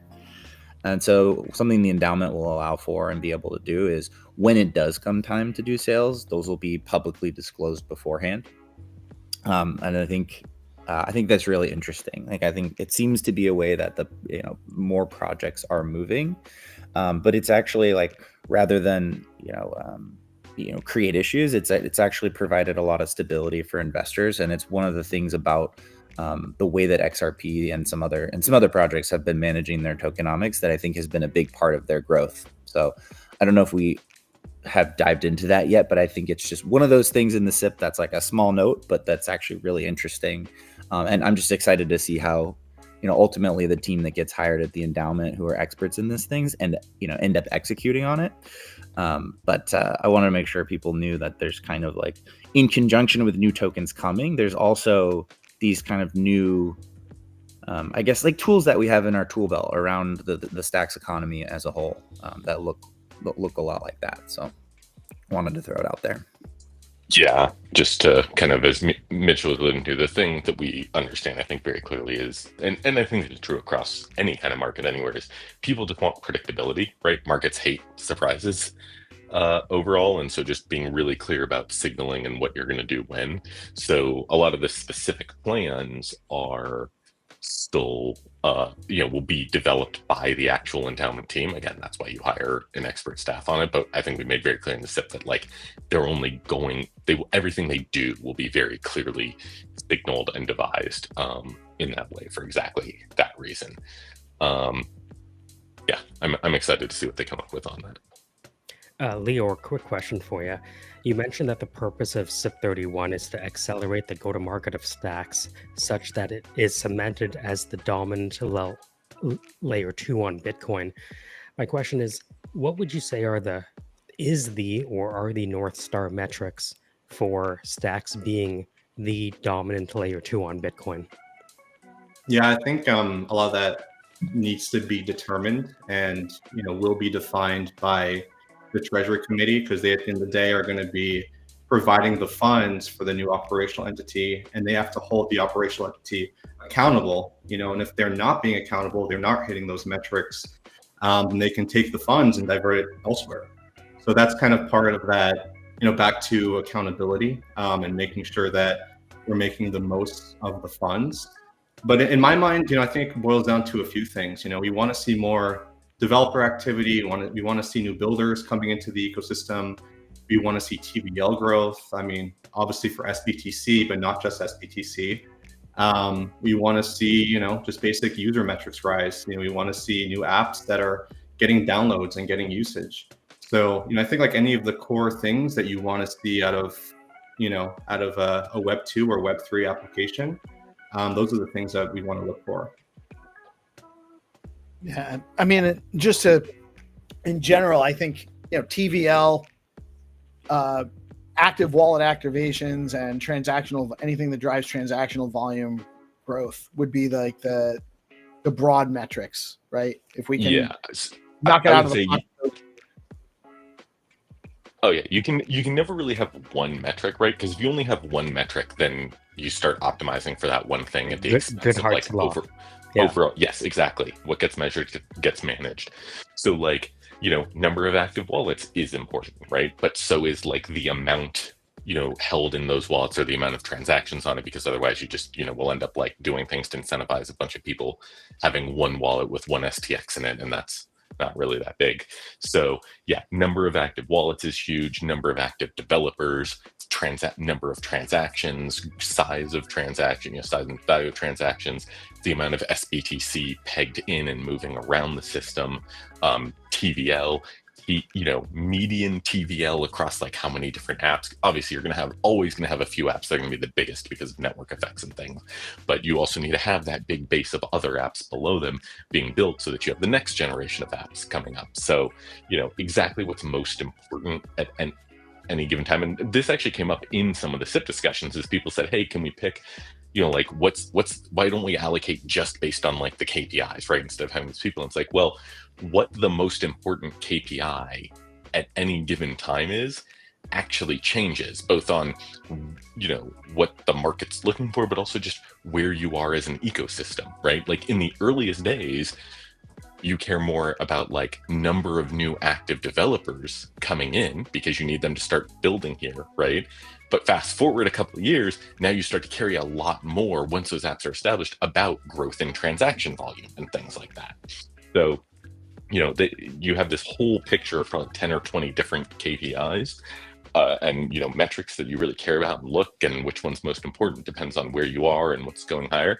But I think it's fundamentally like adoption and usage, right? Like, are people building applications that are getting used and adopted by folks all over the world to make their Bitcoin, usable and create this online Bitcoin economy? Like, that's what it all comes back to. I just want to say I proposed new model for KPI, and because of the bad actors, the hackathon grinders, and we have to focus on something new things to really sort the new projects, very good projects for Stacks ecosystem in future, because how we spending this money is very important, and we should divide real value that comes into ecosystem from other things. And I propose it into SIP, and I understand the new things hard to feel, but we have to move forward. Yeah, well, and I think the kind of thing that you were proposing there, those are exactly the kind of ways you need to define the individual campaigns, right? Because what you do is you go out and you say, hey, based on where everything is right now, we want to drive X metric higher, right? Or this is the thing we think we need to do in order to drive the ecosystem to the next step. And so we're going to create a campaign that tries to drive that. And then that's where you start really putting in, that really good impact measuring that prevents any kind of cheating or anything like that from the participants. Right. Cool. And just to maybe circle back a little bit, I know KPI is important, but I see a question in chat by Resh. Is there a cliff for up to 24 months then linear vesting?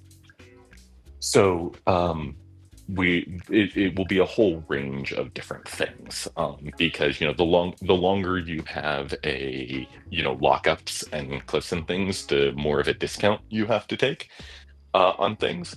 So I think the shortest initial cliff will be 6 or 12 months. Again, this is sort of still being worked out with like linear over another 12 months kind of thing after it. But then you'll have other ones that are like as long as 24 or 36 months before the vesting starts and things. So as that gets defined out, it'll all get published once we have those deals struck with like clear schedules on what it's going to look like. But again, the goal there is to just smooth it as much as possible. Last question, actually. So, Lior, you described the current course of action as crystallized in SIP31, the 500 million. Were there any other divergent courses of action that you guys considered before choosing the one that's in the SIP? I'm probably not the right person to ask this question. No worries.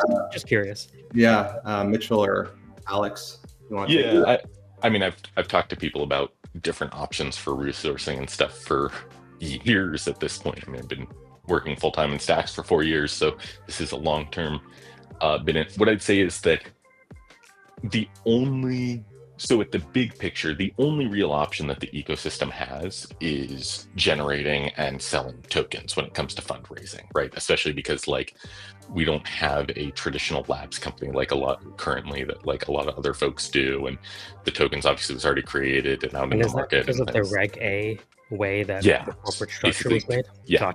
Mm-hmm. So that kind of, really the only option that we had for significant fundraising is creating more tokens and selling those things, as well as there was the need to just, again, streamline kind of the operational execution of the ecosystem, which is why I think kind of in the broad strokes, it settled out where it was.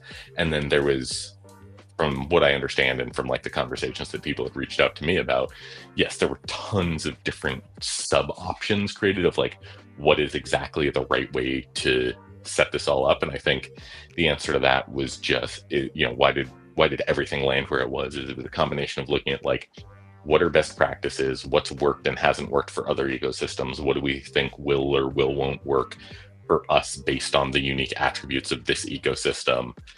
I don't know, just kind of the same way you would set up any business or product, and just having to go through and make kind of best estimates based on all of these different inputs. Cool. And maybe circle back to the tokenomic emission. I'm in the SIP right now, and I'm actually seeing what's the emission rate after 5 years? Maybe Leo, you want to talk a little bit about that? Yeah, sure. So, as I mentioned before, so the average inflation rate over 5 years will come out to 5.75% all in. But then, obviously the emissions by the end of the 5th year are going to be completely done. And from there, the inflation rate tapers down to under 2%, where, we hope it will remain in perpetuity. So yeah, I mean, that 2% number, I think, is something that we can all get around after 5 years. And that's clearly a lot lower than many other blockchains out there.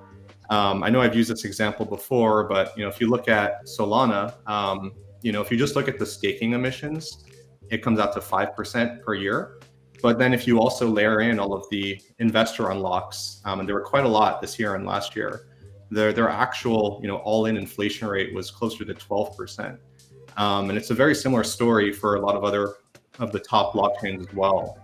So, I think that's something that a lot of folks need to keep in mind, is that, there are a lot of figures that go into an all-in inflation rate that folks it's very easy to overlook. I've definitely done that in the past. But when you look a bit deeper, you actually start to break things down. You see that, there are obviously several components that go into an inflation rate. And a lot of the top blockchains, they had to do similar initiatives where they raise funds to encourage ecosystem growth. So, there is a bit of a playbook already in place that is shown to be successful. Very cool, very interesting stuff. I honestly think that there was a lot of work that went into this, and I know, like, there was a lot of concern when we went with SIP 29. I think it was the change in the emission schedule to match to change in the halving schedule to match Bitcoin halving, which ultimately resulted in it technically a lower long-term emission rate. But there was some concerns at the time, just that if they do this, what's stopping them from doing it again? And the answer is nothing. The answer is nothing. But it's all pertinent to a specific use case. Like, this isn't just adding funds for the sake of adding funds. There's a purpose driven behind that, and it's to grow the ecosystem. One of the concerns that I've heard from the community, and I would actually love, Resh brought it up, and I don't think the nature of what we're proposing here kind of makes it impossible to specify, but there is absolutely a mention of community grants in the SIP now. It's not really possible for us to identify a specific amount that's going to be allocated to that, because there's so many different things going on that could change between now and when the TC gets started and when the funds become available. But there is absolutely community grants and community project funding is definitely going to be a part of this. It's in the SIP, and can we just kind of I just looking for people to kind of reassure the community that because there's not a specific dollar amount being encoded into the SIP, that means that it won't be paid attention to after the SIP passes. Yeah, I mean, I think the most important thing to look at that is, because I've definitely heard, one of the concerns is like, well, what if it's not, what if people are asking for things that aren't considered like the most core to it, right? Or it's not like the focus. And if you go back and you read the community grants section, it literally says explicitly that the community grants are for things that are not like the core focus. Like, again, for the last year, it was like a lot of getting SBTC and Nakamoto out the door. So community grants, not that I guess you couldn't get a community grant for something around SBTC or Nakamoto when we were working on, but that's not what it was meant for, right? It's literally meant explicitly for all the other things that do need to keep happening. And that's the other reason why the community grants are coming straight out of the endowment itself, as opposed to like the operational entity is explicitly so that it is like from that group that is most directly accountable to the community, and where the community is voting on those folks every couple years as the Treasury Committee comes up for appointment. So yeah, that's why like that it was, when I came up with the community grants thing and did it there, like I put it very specifically at that level, because that's what keeps it the most accountable to folks. Right. So I think I'm sorry, go ahead. No, I wanted to add something here. I think this is actually like a really good topic, because even now I see, I'll see an occasional statement like, oh, like the little guys versus the big guys. And like, it's sort of in my opinion, it's a false dichotomy. And I think that I have enough empathy, right, to understand that like there is a reason people could have felt that way at different times in the project's history. And I think probably last year was one of those times. And this sort of grants issue, I think is a big part of that, because at the Stacks Foundation, we made a difficult decision to not do open grants for a while. And we did that because we looked at the budget, we looked at our bandwidth, and we said, there's no way in hell we can help deliver Nakamoto and SBTC in anything close to these projections if we're trying to also do all these other things at the same time. And if you look at sort of like our bylaws and our mandate is to deliver the word of the SIP. And Nakamoto and SBTC already had SIPs. So like our job was literally to deliver those things. And that job was dictated by the community, right? So what's different about this SIP and what this SIP changes, I think, which is exciting, is no matter how under pressure anyone is to deliver the core stuff, there's still this extra carve out that we haven't had before. I think there's the assumption that the Stacks Foundation money was just like always carved out for community, but our mandate's actually R&D and security and core. And so when those things come push to shove with like, hey, do I run another instance of the Mintery like we did and give out a bunch of money to creators? Do I decide to fund like another, this kind of gaming platform or this or that? And it's up against something like SBTC. Like, obviously, like for us, we don't really get that choice. And so like for my own sake, I'm excited to see in the ecosystem that there is something carved out where, obviously like that is a luxury now that we have with much more capital. So I think that's like a thing to dig into. And like, I've tried to kind of explain this to, a number of different community folks who felt like, I guess, left out, or like that it's like this group versus that group. It's really not that. It's like tough choices about, okay, we have to do the thing that's most widely beneficial, which really landed on the 2 big upgrades, which took 18 months, they were massive things. So. Right. Well, and to that point too, like as extremely impactful and successful as D grants was, a lot of the people that were building projects for D grants were building things that were reliant on fast blocks to really be functional. Exactly. And so until we actually had fast blocks, there was some spinning of wheels with some of that development. So we're in a much better position technologically with fast blocks, with a functional SBTC, to actually now make more meaningful impact with kind of funding as well. No, that's exactly right. Like we were seeing that in real time, right? We had open grants for years and years at the foundation. A lot of those were bumping into the technological limitations. D grants folks were bumping into it, and we're like, not only are people getting like frustrated, they're getting blocked, but we're also wasting money because these things can't come to market, and then these folks are moving on.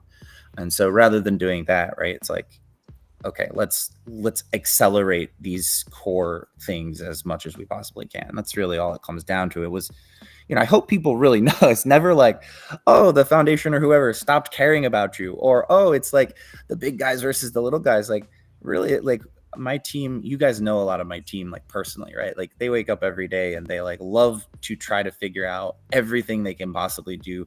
I'm sure, yesterday I was talking to Rick. He was still up at midnight working on something for something that he didn't have to do, right? So again, I'm not here to like rehash like the past stuff. I think this process is what normally the community looks like. And like I said, we've been in this 12 months of like this really heads down, really hard thing that we just did to release this on the network, and giving each other a lot of grace as we come back to normal, and then now make this transition to the endowment, I think is the right mindset to have. And on all sides, whatever those sides are, like I just hope we can kind of forgive each other and accept that we're all trying to do our best in our own lanes, Right. And part of it too is going to be on, sorry, here, I just want to say this and I'll let you jump in, but part of this is going to be contingent on people making the right proposals, and putting a strong proposal in and having a good project that you're trying to fund too. Like it's not just, we're not just looking to throw money at anybody that's looking to do exactly. Anything.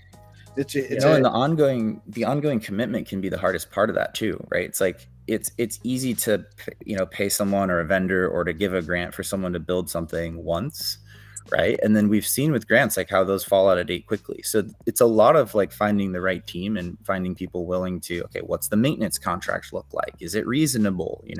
Are they willing to keep it up, to do further integrations, that kind of thing? It's, it's very manageable, but it's just one of those things that I think oftentimes like, oh, it's just easy, like, throw 50K and get this done. But then if you do it that way, that 50K gets wasted a lot more often if you don't think about the full life cycle of the thing that's being granted for. So anyway, I think with more resources, that all that gets a lot easier anyway. So yeah, I think it really helps to give us the context, Mitchell. So thank you very much. I do want to drive it a little bit back to tokenomics, so we don't spend the whole time just talking about like allocations. So one question I have, after the 5 years, I see the next section, it talks about the nomics report. So I think it haven't been like shared as much as in like how did the Nomics report help inform you guys? What findings? What were the key findings? How did it make you decide or improve the proposal that you came up with? Could you talk a little bit about that? Yeah, Mitchell, do you want to take that, or do you want me to? Go for it. I missed half of the question. Yeah. Sure. So anytime you're coming up with something like this, right, there's like a back and forth of like, okay, here's an idea, let's test it. Okay, take the inputs from that, evolve the idea, test it again, do that back and forth, right? So I think there were 5 rounds of the report that happened with Nomics, going back and forth on those things, because it was both trying to inform what are realistic assumptions, and then to also then test, okay, based on those assumptions, like what is it? And so, the most important thing is, as it kind of says very clearly, is try to take a very conservative assumption set in the Nomics report, because again, the last thing you want to do, and that I think there, is been pretty clear commit, like not going back and saying like, oops, that wasn't enough, we need more, right? That's not happening. And so the Nomics report was kind of all about that, which is like, what is the amount based on like what we think the rough scale of needed investment is, right? And again, there's no way to know exactly what the amount that's needed is, but based on like looking at comps from other ecosystems and how much is probably needed, like how many tokens do you need to generate in order to likely be able to sell on it. So it was, part 1 was figuring out how much do you probably need. And then the second part that's just as important is okay, so you've created you're going to create all these tokens. How do you create and distribute and release them to market in a way that is not going to like super negatively affect the market right out of the gate? And so that's where you see all that analysis about like how many you can release on a given day, and how to stagger the lockups and things like that. So again, there was like 5 rounds of going back and forth of like trying and playing with different sets of assumptions and things, and then running all kinds of deep analysis on based on like market liquidity. Yeah, I don't have much to add. They were great to work with. In fact, like so great to work with. We're working with them again. They're already sort of diving deep into some of the value accrual stuff that Andre has shared on the roadmap, looking at different, modeling for dual stacking and things like that. Kind of now that they're up to speed on the Stacks network, they really understand our tokenomics. This is all they do, which actually sounds like a pretty fun job. I wouldn't be I wouldn't have the requisite skills necessarily. They've got all these different statistical and economic models that are pretty cool. But yeah, I think, Alex covered it. We always, whenever there is a SIP like this, or whenever there is a big decision, even when it's not a SIP, oftentimes one of the roles the foundation plays that some people realize, some people don't, is like we are always seeking expertise, and that takes many forms. A lot of times that might be like a neutral third party like Nomics. Sometimes it might be, we're just seeing an array, consulting an array of different lawyers, right, for SBTC compliance type stuff, and making sure that gets, our partners have questions, we can answer them in an educated way. So I think that just keeps up this pattern. And one of the things about SIP31 that I think is great is, it looks like we'll continue to have resources to do that kind of thing. If anything, we'll be able to focus on that type of governance, aiding of the community and decision-making type of activities even more. And so like this sort of like consulting of deep expertise is something that I really enjoy doing, and like if anything, want to see more of. But Nomics was a great example of that working really well. And if you know any teams that are like trying to work on their tokenomics and want to workshop with them, like always happy to make that intro. I know hopefully we have some TGEs coming up in the ecosystem and all that. I'm sure we will. One thing I wanted to ask related to, so SBTC rollout has been amazing. Obviously, there's way more demand in the marketplace for more BTC into SBTC, and I know that there's some balance issues with. I don't understand all the details of it tokenomics wise, of the limitations as to when we can open up the cap and allow more BTC in or BTC in, and whether the endowment actually facilitates faster cap raises in any way, or if it's related at all.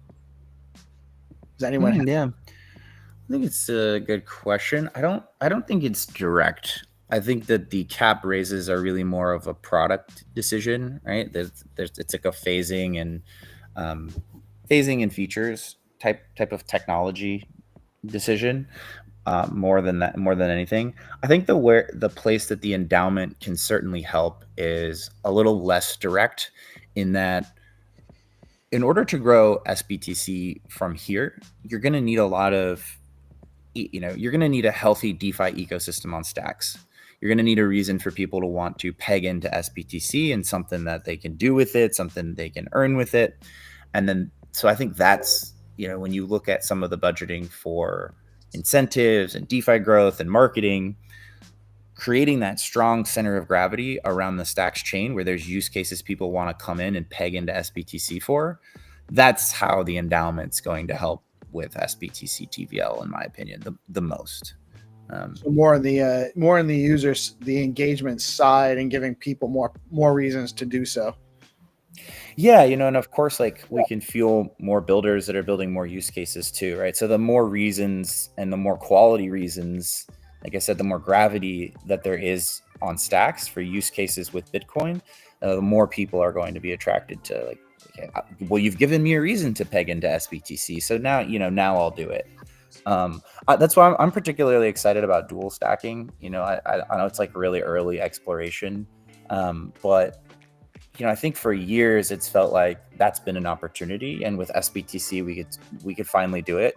So I think there's going to be a whole host of parties, at least based on the customer exploration that's been done so far, that maybe they're an institution or a family office, or they're just a hardcore Bitcoiner, and they're excited about Bitcoin yield. They're excited about what Stacks is doing as a layer, but they're just not ready to go, full Stacks price exposure. They're getting comfortable with tokens or what have you. And so sort of like a hybrid option, I think, is really interesting for those folks, where they can take a little bit of risk if they want to, but they're primarily holding Bitcoin and they're getting some yield from that. And so as like a kind of entry point in the ecosystem where you could easily see them kind of continuing on to do more from there, I think it's really interesting. I know Andre is really excited about vaults as well. So like these programmable Bitcoin vaults, and basically different ways of getting people exposure to SBTC and yield and products like that. So. Cool. Hattie actually has a question. He's having some issues with his connectivity, but he's asking if there could be a little bit of elaboration on the future token, the token burn section of the SIP, and any details on that we can go over. Can you guys go into that a little bit? Yeah, I would say that's another section that I wrote based on the community feedback. I think so. This kind of goes back to the idea of the nomics report being a conservative place to start from, because again, we want people to be confident that this, you're not going to have to come back and ask for more, right? And so because of that, there's definitely the chance that the treasury could overperform and get it bigger than it needs to be, which there's, while there's not an exact number on, because for instance, you have no idea what inflation and things will look like in the future. That's part of the reason I think we all hold Bitcoin in the first place. Right. But like ballpark, let's just say if you had like $1 billion endowment, right, that is well managed, that should be able to throw off like $50 to $100 million a year in interest that you can use for spending, right? So if you were over like $1 billion on the endowment, you'd be in a pretty good place for funding all of the things based on the current view of the world. At least you'd be in a pretty good place for funding everything that you need to. Additionally, there's the goal to have all these different protocol revenue things, which again, depending on how fast they come in and how quickly they grow and things like that, might be able to offset some of that. And so the way we wrote it is like, all right, so if the treasury does overperform and we get to the point that's big enough that we need, and or if there's enough revenue from these other places that we can, then you get to the point where, yeah, you can go and you can burn a bunch of the tokens that have yet to be minted, or even maybe you have tokens that have been minted and you can just burn them. And so, but the flip side to that is, because, one of the questions we got is like, all right, well, why don't you like hard code in like exactly what the burn plan will be? And again, once again, like this is a 20-year long like endowment and treasury thing. We don't know what the burn plan should look like, because again, that's very different if stacks went to $10 in 2 years at a time where inflation overall hadn't really moved, right? Versus if it went to $10 in 10 years, right, at a time where the cost of everything had tripled in fiat terms, right? So you really can't say exactly what the burn plan should look like, but what you can say is, all right, if we hit like this threshold, then the endowment absolutely needs to go devise a burn plan, present that to the community, but also present to the community, or like let the community throw out other options that they might want to do with the tokens, right? Because again, there might be other incentive schemes or other things that the community as a whole thinks those tokens can be better used for. So ultimately, it's up to them what happens, because obviously that's why this whole thing's being created in the first place. Right. And like you said, it depends on, like, we can put this $1 billion threshold, but why it's worth $1 billion and how that is relative to the price of everything else would make sense, would impact whether or not actually the right plan at the time to do a burn. So you can't, you just force it to hand, then you have less malleability as to making sure you're doing the right thing. So we have a 2-year, every 2 years, there's going to be a SIP vote encoded about this, encoded into the SIP. Would that be where the community would that be the course of where the vote every 2 years is just like for the appointments of the Treasury Committee folks. So if it would be separate. Yeah, I mean, I think if the timing overlapped, it's always nice when you can run 2 votes at the same time, just from an overhead perspective. But like, if it was exactly, I don't think you'd wait an extra year. Like if it hit and kept growing and, people were feeling confident about what it was doing and they wanted to make the presentation, I don't think you'd wait a year or 18 months to do that vote. I think if it was 2 months out from the upcoming SIP vote anyways, yeah, then it would probably make sense to just do it together, because then you'd also get better turnout and things on them. So it could be SIPs to change the endowment or any other, like any other SIP. It can be proposed at any time and then it goes through the process. Yeah, exactly. Cool. That is basically most of the questions I'm at my mental bandwidth here with all the stuff going on. Do you guys, anyone else have any more questions? Melanie looks like she has some. Yeah, I just have one. My question is that, and I mean, you all know that how strongly I kind of support the arts, right? It's my background in real life, and it's kind of a lot of what I've been doing here. So I just want to know, how are we taking into account that the arts should be represented in the committee? And I know it's probably a question that's a little bit ahead of its time because we haven't started looking at the Treasury Committee, but just in case I don't get an opportunity to kind of speak for whatever reason, I just want us to kind of really be cognizant of the fact that we need to make sure that it's not just all kind of technical or builders focused, and just really kind of include those people. And there are a lot of them that are in the community when it comes to the creative side of things. So thanks for the question. I can jump on this one. So I'm actually maybe slightly surprised to hear the question from you, because you were at all the workshops, right? And so we went through this process of establishing, both the things we wanted to see in all the nominees, what made them good, better, best nominees, as well as the framework for the diversity that we wanted to see in the appointments committee. Yeah, I just want the people listening, sorry to interrupt you, Mitchell, but anybody who hasn't had the opportunity to kind of listen in on that, just to kind of, because they're all very technical focused conversation, just to make sure that, because there are a lot of people listening, that people are aware of it, that they are being taken into account. So even though it might not be entirely for me, just to make sure that you're setting me up here. I get it now. I appreciate it.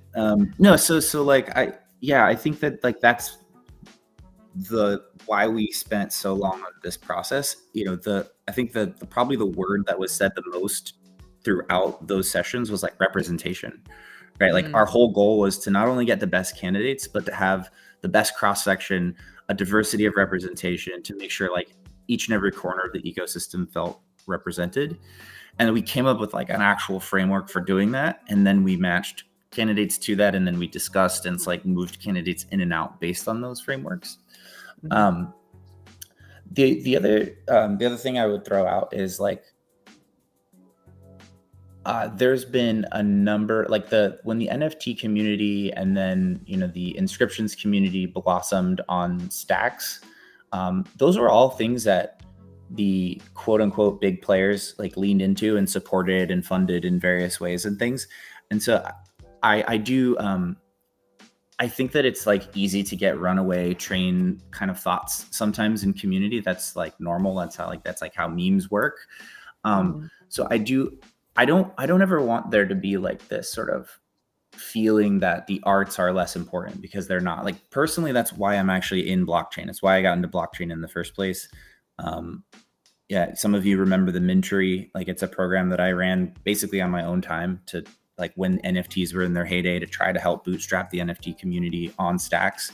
I think there's like a lot of projects that are a legacy of the Mintery that are still around. The Stacks Foundation directly, supports Gamma in a number of ways, and other, there was another, I'm totally blanking on their name, but there was another NFT platform around the same time that was also supported. Tradeport. What did you say? Tradeport. It became Tradeport. That's right. Thank you. That was going to bother me all day. So like even throughout, like when deeply technical stuff does have to take a focus for a while, there's been efforts to make sure that like artists have a place to go. And I'm really there's a little bit of remaining discussion on the appointments committee, but I mean, I'm really stoked about it. I think that it's an awesome cross section, and everyone there is so plugged into the community that they personally know people, and each of them knows people in every sort of corner of the ecosystem.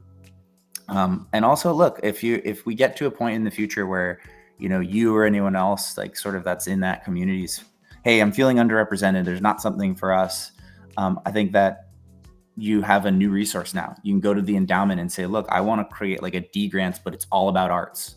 Or I want to create an art-based accelerator and put a cohesive plan together and a budget and all that thing, and go run it yourself. Because we'll support that.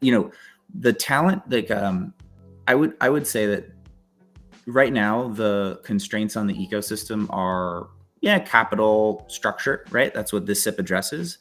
But after that, the resource constraint is going to be talent and like people to go and do these things. Like that's actually my biggest fear with SIP 31 is like all of you are going to be like, you guys aren't spending this fast enough. Like you're not doing that, right? Because it's going to take some time to hire people. It's going to take some time to get people in places. And what I've actually been encouraging my team to do is like, go ahead and start thinking about that now. The people that show up day one of the endowment with a plan are going to hear yes a lot. And so I'd encourage the same thing of all of you. If arts or some version of that is like a particular, like you're worried about that or you're excited about that or whatever it is motivating you, put together a plan of like what you'd like to see. Give the endowment folks something to say yes to. That's going to be the biggest thing, because like all of us who already work here are already so tapped out, and it's not that we don't want to do more of those things. And so like, again, the shortage is talent. So if you can help us by finding the right talent or being the right talent, like we could only move faster, right? So and Mel, like anything you want to do on this corner, like you hit me up, DM me. I'm like, I'll be your personal advocate, because this is, everyone knows it. It's like where I want to spend more time. I just don't get to a lot. So that's the thing. And such an amazing answer. Thank you so much, Mitchell. I just wanted to make sure that anybody who was watching didn't kind of have that or say anything to me about it. It's like, you know, you were there. Yeah. So that's the thing. It's important for me that everybody in the community knows that there is a passion directly in the foundation for the arts, because I know your background and your passion for the arts as well. So yeah, and Ileana as well, right? She's a major player out in Europe on a lot of the influencer artist side, and brought in a lot of folks for the ministry. So it's definitely in our DNA. Like I said, it's not always something that we can spend all the time on, but you know, again, with bring back the mentoring. Yeah, with the New World Order, you know, like give us some, you know, give the endowment folks stuff to say yes to, come with a clear plan. And I don't think, you know, you might hear no at first just to make adjustments, but I don't think you're going to hear a lot of anything but hell yeah, go do it. Here you go. Amazing. All right. So, just a quick related to this conversation and in general, what is the time frame? So I think we're looking at likely next week is when the voting is slated to start. Is that still? Yeah. Really, all that needs to happen is, I think we have. I wanted to give, you know, basically 24 hours since the last of our sessions yesterday to let the group kind of sleep on the appointments committee stuff that can get added to the SIP. I think anytime now. I was just maybe going to go respond in our chat. There's maybe one objection remaining to kind of work through there. But then, yeah, the plan is to open votes Wednesday. Hero Gamer would have to give a more detailed update on where the cabs are at and all that. That would be, I think the cabs would be the only thing that would shift the timeline at all. But last I heard, they were on track. So I understand they're on track as well. Yeah. And then I think in addition to that, we're looking at, you know, once the vote's out and that runs, once the vote's started, right, the thing's fully finalized, the vote's started, we can turn a lot more attention towards the implementation plan. And I think, so next week, I think Mitchell and I were talking about trying to get out a kind of 60, 120, 180 day timeline of what's going to happen, what people should expect to see on it. You know, it will obviously take a little bit of time. By a little bit of time, I mean, you know, weeks or a month or two to get a lot of the implementation done, to set up some of these new organizations and do it. But I think certainly the goal is that within 90 days of the SIP passing, funds should be being deployed. Okay, so 90 days. Is it a 2-week vote? It is. Okay, so you got about 2 weeks, and then so let's say it's about 3 months. People that are really earnest and interested should start having their proposals prepared to present within 3 to 6 months. Is that timeline reasonable? Oh, I'd say probably shorter than that. Honestly, I mean, look, I said this before on the spaces, and I'm sort of putting myself on the spot here, I guess, because I'll probably be helping with this. But whenever the hard fork happens and an entity can be formed, let's say that doesn't happen until, let's see, what is it? The end of June already. So let's say that happens a month and 10 days from now, and we're looking at August 1st. I think that, you know, mid-July to August, there would at least be the capacity to start reviewing those grants. And I also know on some of the DeFi builder side, you know, we're already working on designing with them a retroactive grants program. And so I think if we can come up with, at least to start, simple frameworks for some of these things that at least exist for the first version, we could move a little faster than 3 to 6 months, right? I'd like to be getting money out to people definitely within 90 days, if not 60. Awesome. Wow. That's great. So I got to jump. But thank you. There's always surprises that come up. But yeah, thanks, Alex. Thank you, Alex. Really appreciate it. Just want to give an opportunity for a final word from our guests. Alex, I know you have to jump, but if you have any last words before you want to go, like I said, once again, thanks to everyone for all the engagement, especially everyone in this group. You guys have done, I think, a great job being the source of a lot of these conversations. And, you know, next week, get out and vote. Show your support, show your disdain. Hopefully it's support, but just making sure that we have a really good picture of what the community's feeling and sentiment on this is really important. Right on, right on. Yeah, I just want to echo that. We're basically at the 2-yard line right now. So, everyone get out there and vote. It's all time. It's up to the community to push this forward. So, I think that hopefully everyone understands all the work that went into this and, are happy with the direction Stacks is going in. And just get out there and vote. stx.eco is where the vote happens. And we'll be shouting that out every day, often on here. We'll make sure that the vote gets out. I just saw the from Mike, who runs that site, and we're almost ready. So that'll be up and refreshed, in the next few days here before the vote opens, obviously. But big shout out. I don't think he's on, but he always does a great job. He told me he was ready 2 weeks ago. Yeah. Well, He's been waiting. Yeah, I'm a planner, I guess. I probably hit him up first before the SIP was even written, maybe. So yeah, no, that's great. That's great. Awesome stuff. Thank you guys so much. Really appreciate all of your time today. Hero, any last words from you? Economics cap has passed the vote, so it's just waiting for governance cap. Peace, I'm looking at you, so all eyes on your cap. So get in there. Conversation going. Is there, So this will be my first vote, but I'm pretty sure that there's general consensus to pass it already. I just don't know what if there's a formal. Yeah, I'm feeling like I think it's just Woe, but we're just waiting on Jason. Looking. He's traveling. Yeah, he's. I don't think there's an issue. It's not going to be hung up in the governance cap. We're all pretty much. It's just not formally passed yet officially, but it should be. Well, Hero, let me know if there's anything I can help with to get it to get them instructions on whatever the final vote piece is. I'm happy to help out today after calls, but sounds great. All right. Awesome. Thank you guys so much for joining today. Thank you all for tuning in. Another great episode of the Let's Go Morning Show. We had some great fine turn rounds. Shout out to Robin from Liquidium. It was a great time having him on. And thank you everyone for tuning in and turning out and making a great conversation that makes our ecosystem just that much more strong and viable. I am PeaceLoveMusic. We are DeOrganized Media, coming at you live on BitcoinLive every Monday through Friday, bringing you all the news and information we can. Y'all have a blessed weekend. Get out and touch some grass. Take care of business. We'll see you back all on Monday. Peace out.